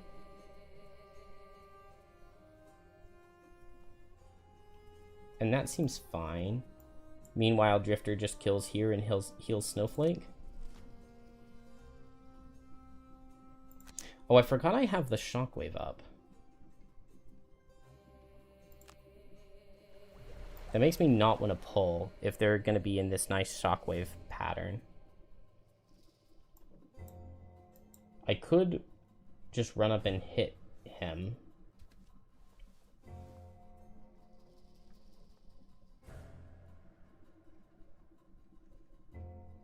And I could strengthen Drifter and give a second hit. I like that. We survive attacks for 3 over here. So let's run this way. Let's hit this guy and do good damage. Oh, baby. That's good damage right there. That is exactly what I was talking about. Let's strengthen Drifter. And let's tell him to go do good damage.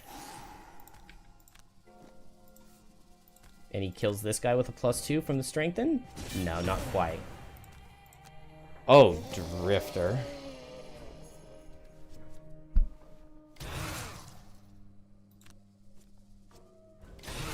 Nice. Give him abilities to bring back exhausted items in the game. And fix the stamina potions to not be... Yeah, make them non-recoverable. There is definitely precedent for items being non-recoverable. Or for cards being non-recoverable. So items could very easily too. We drop regroup. We don't necessarily need to regenerate, because we can just meat grinder or snowball Snowflake.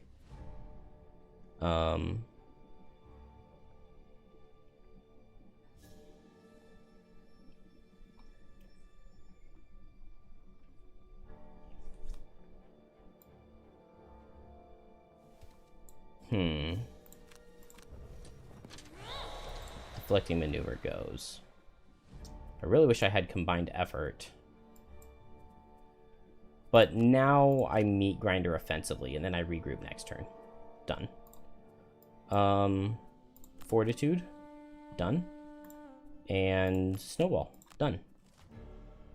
There's the 20 again.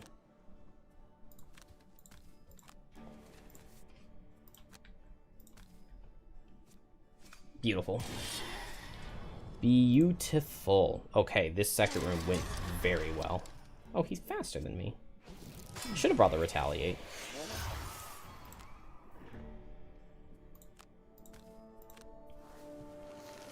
Oh, yeah, okay. I thought I misclicked.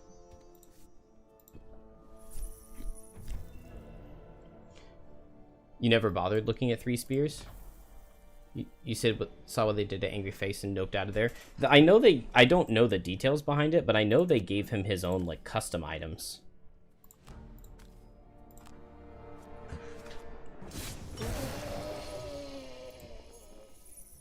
You do like the idea of factions. I don't know anything about the faction system. I just know that one exists, but I don't know what it means at all.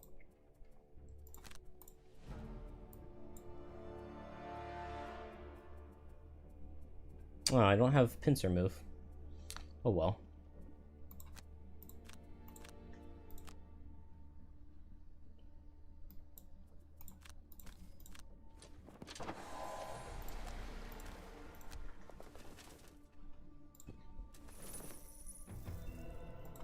Corpse cap. That's the one herb that we had a lot of. Let's see. Do I just let's just pick this up and get a rock root, I think, is here. Oh, we already got a flame fruit, right?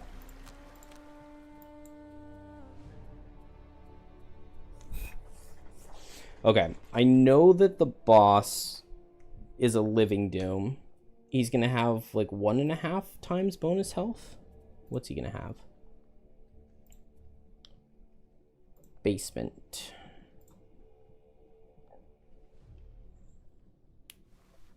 $20, so probably 30 health. That's not bad at all. We can deal with 30 health. They don't have flying. So this should be pretty easy from this point. Let me drop Snowball. He's going to have shield, so I don't need to be trying to attack him.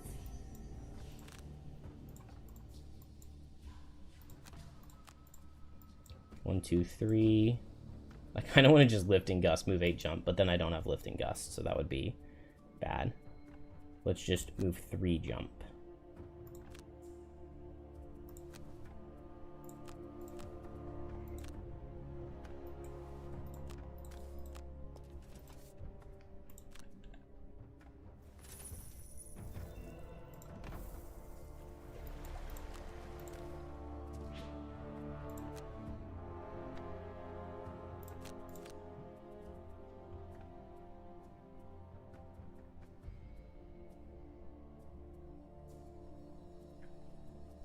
We drop draining arrows. I've got a fair number of ticks, and I've got cards to recover some in between rooms.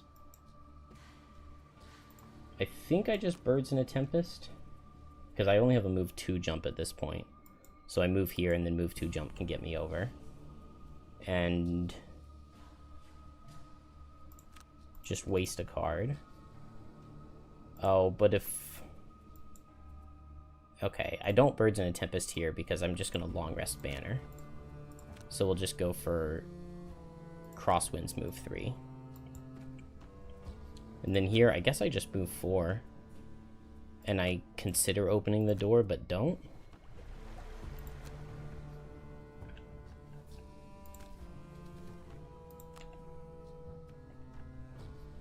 We could set up a bunch of hazards in this room.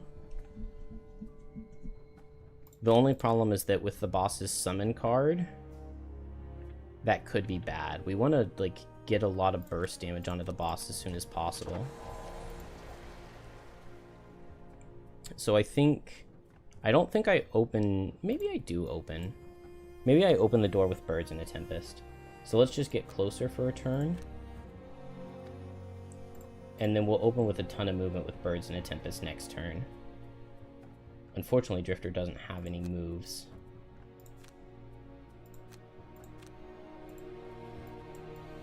One, two, three, 4. We'll just tip of the spear.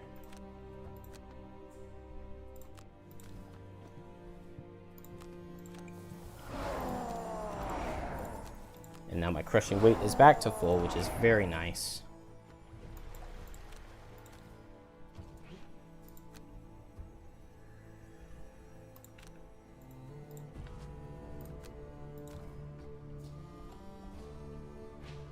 Alright, time for the door.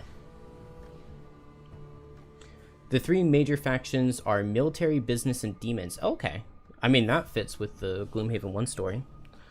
They'll lose or gain opinion on the PCs and unlock things, like missions, as they become more popular with them. Okay, that's cool. I like that. Move 3 and maybe make hazards, maybe don't.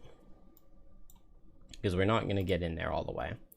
But then that's going to give Drifter, I guess, only move 4. So maybe we can do like a ranged fortitude. And Banner will have a lot of movement. Maybe I do move 5 and I do a ranged attack, but go late. Let's see what we got coming at us. The 20 again? I'm feeling it's bugged. This guy's standing still. I'm going to go and make 1 hazard here, but I highly doubt we're going to use it. Only 30 health on him, so this is going to be easy. It's just that first room. It starts you right in front of everything, and it's terrifying.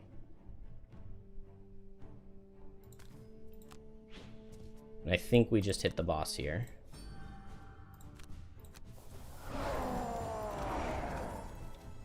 Good. I need to get him down to...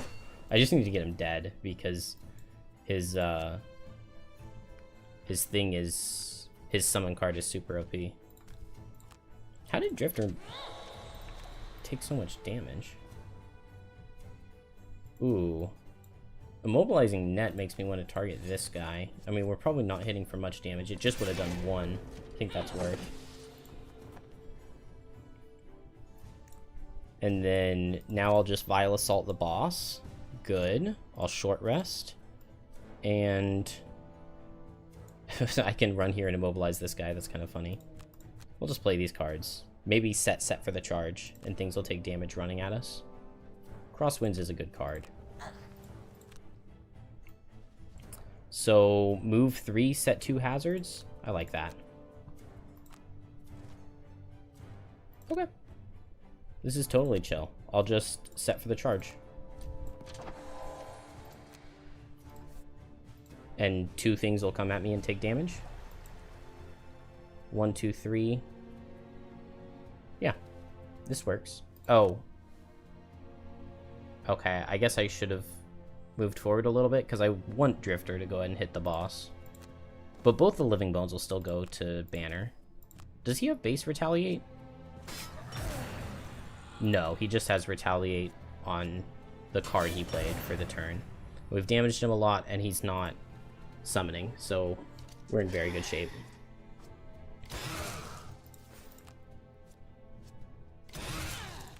Ow.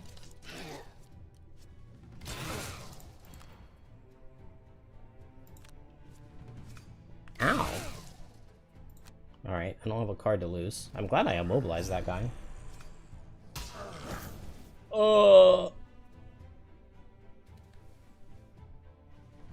I think it's worth it to lose 2 cards?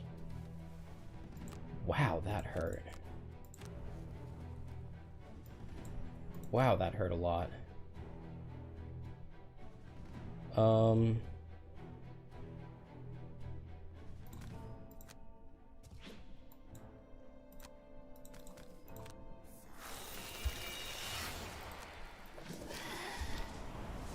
That really hurt a lot.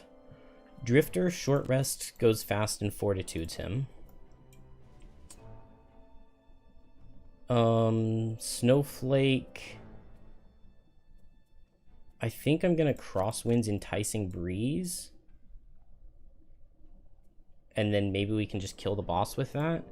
Banner is in a meat grinder, so we 100% just meat grinder. Just go guaranteed faster than them, and meat grinder could not really be much better. And then here, just go fast, maybe heal, fortitude. He's gonna use the dark to disarm, and he's attacking for 9.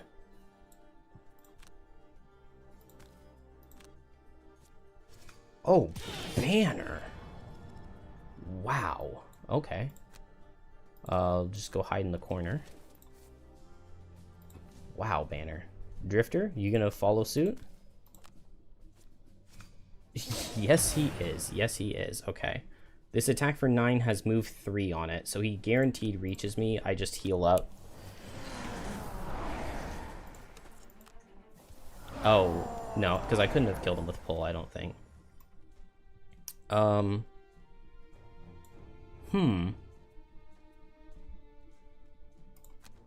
Maybe Drifter kills him with this, though? It would have to crit. Okay. That's okay, though, because he took a lot of damage, and I don't think he has any self-heal. Unfortunately, this won't work, because it won't let me pull a monster onto another monster, even though it should. But if I just run this way, this guy doesn't reach me. And then this guy dies to the wound next turn. And their card wasn't bugged. They didn't get their 20 again. Oh.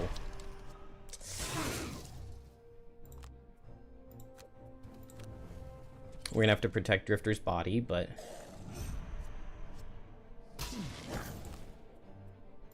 Oh, we block the disarm. That's so good. Okay, Drifter just goes fast and hits with anything. And then there's some shockwave damage. And then we just protect his body. By whiting out and hitting all of the enemies quickly. And javelining kills the boss. Easy. Fortitude is fine. It means that I can go fast. Nice. He's finally summoning, but not until he can't summon any. Hit here. This guy takes shockwave damage. And then we just move 2. Snowflake runs with Birds in a Tempest. And just hits these guys with Whiteout.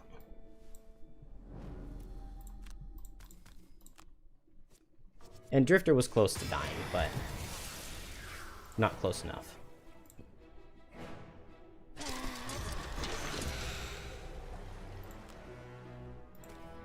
Banner gets extra move because of the Birds of a Tempest. And we just pull this guy into the hazard. And 1 enemy left to go. Can long rest. I need more movement, but just pushing it with Lifting Gust kills him.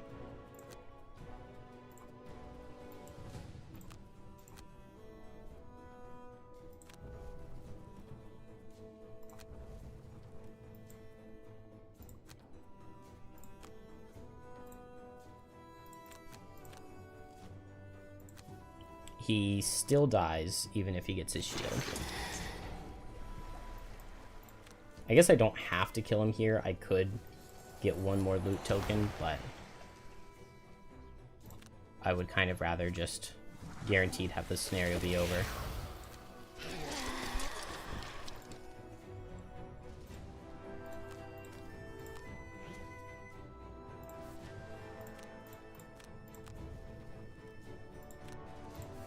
And it was a tough one. It was a tough one, but we got there.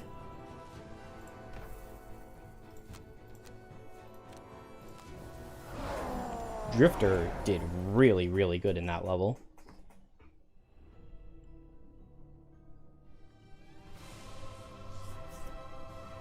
Whew. Alright, we got level 4 on both. We got Pincushion. We killed an... Oh yeah, we killed an elite on turn 1. And we did kill an enemy. Oh well. We only got 4 experience. And we didn't get any new herbs. Oh, that would have been really sad if I had accidentally retired Drifter. Drifter did the most damage. Pretty similar amount of healing. Everybody did a lot of healing. 19, 19, 18.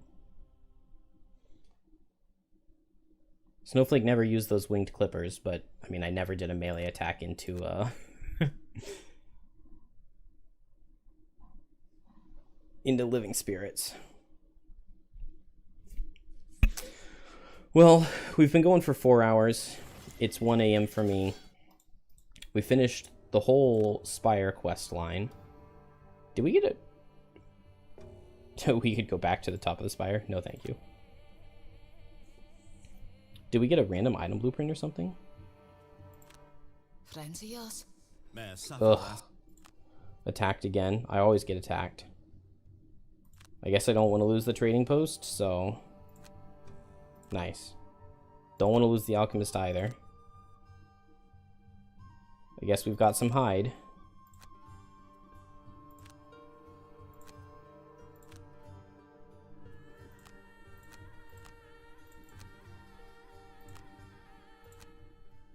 Alright. We lost a couple buildings. We got a morale, though. And I have 0 soldiers. We've got a lot of metal. And we've got some gold. We can... Well... Oh, yeah. Banner definitely is buying the gold, because she could get many items. We're not getting any more enhancements, but that Fortitude enhancement, I think, was really good. I think that was really good. Now, we level up. And now is when we have to pick if we want to do melee or ranged. I kind of want to try ranged, since now I have enhancements. But also, we're just going to go melee. I need it to be simple. I need to keep it simple, stupid. So if I can just get a battle goal, I could get ticks back on long rest, which would be really good for the bridge. Or maybe I just want this -1. -1 for +1. That's a pretty good damage swing. All right, level 4 for Snowflake. And this is where it's a tough choice. Because this Biting Frost sounds pretty good. I don't need Zephyr Barrier. Biting Frost sounds pretty good, but since we can enhance the move on Blinding Vortex to get a move 4 jump, I'm going to go back for Polar Vortex. This pull is really, really nice. It can get a lot done. Which just puts us in this position.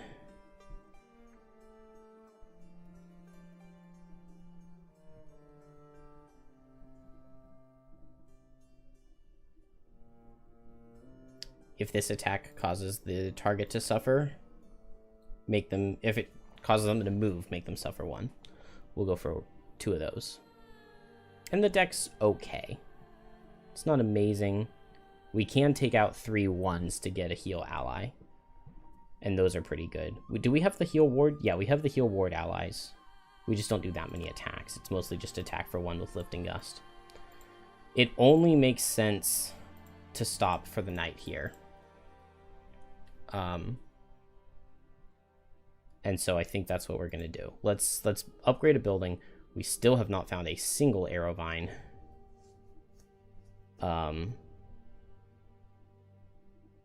Let's upgrade the alchemist. Oh, we upgraded the trading post, right? Unfortunately, I don't have any money on anybody. That would have been a good reason to do something else.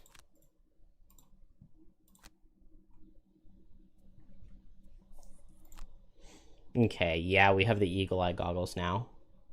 Oh, baby. I might want Eagle Eye Goggles on Banner, although Iron Helmet is good too. Iron Helmet, absolutely. Crude Helmet saved Snowflake's life in that scenario for sure. Sell the Winged Clippers. That does put me at 30 though, and so I could grab an Eagle Eye here. Or Cloak of Pockets. I'm already not using all my item slots though. Here's the chainmail. Okay. So 25 gold to get a chainmail on Drifter. Boots. No. Gloves. Wound sword. I don't think on any of these characters do we really need the wound sword. Armorbane bow. Battle axe. Battle axe could be nice on Drifter. That could be real nice on Drifter. On Drifter's Fortitude. That's real nice on Fortitude if I can afford it. Alright. We got access to some items. Some good items.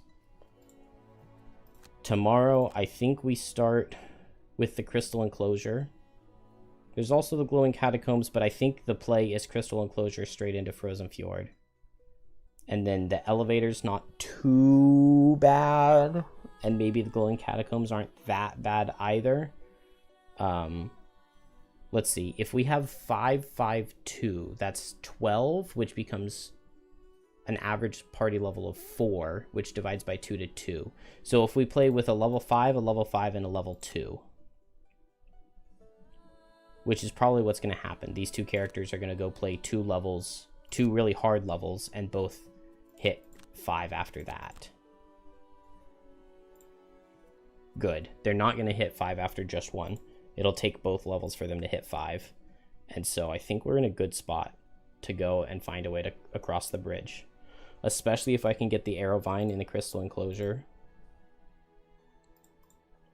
This is a good spot.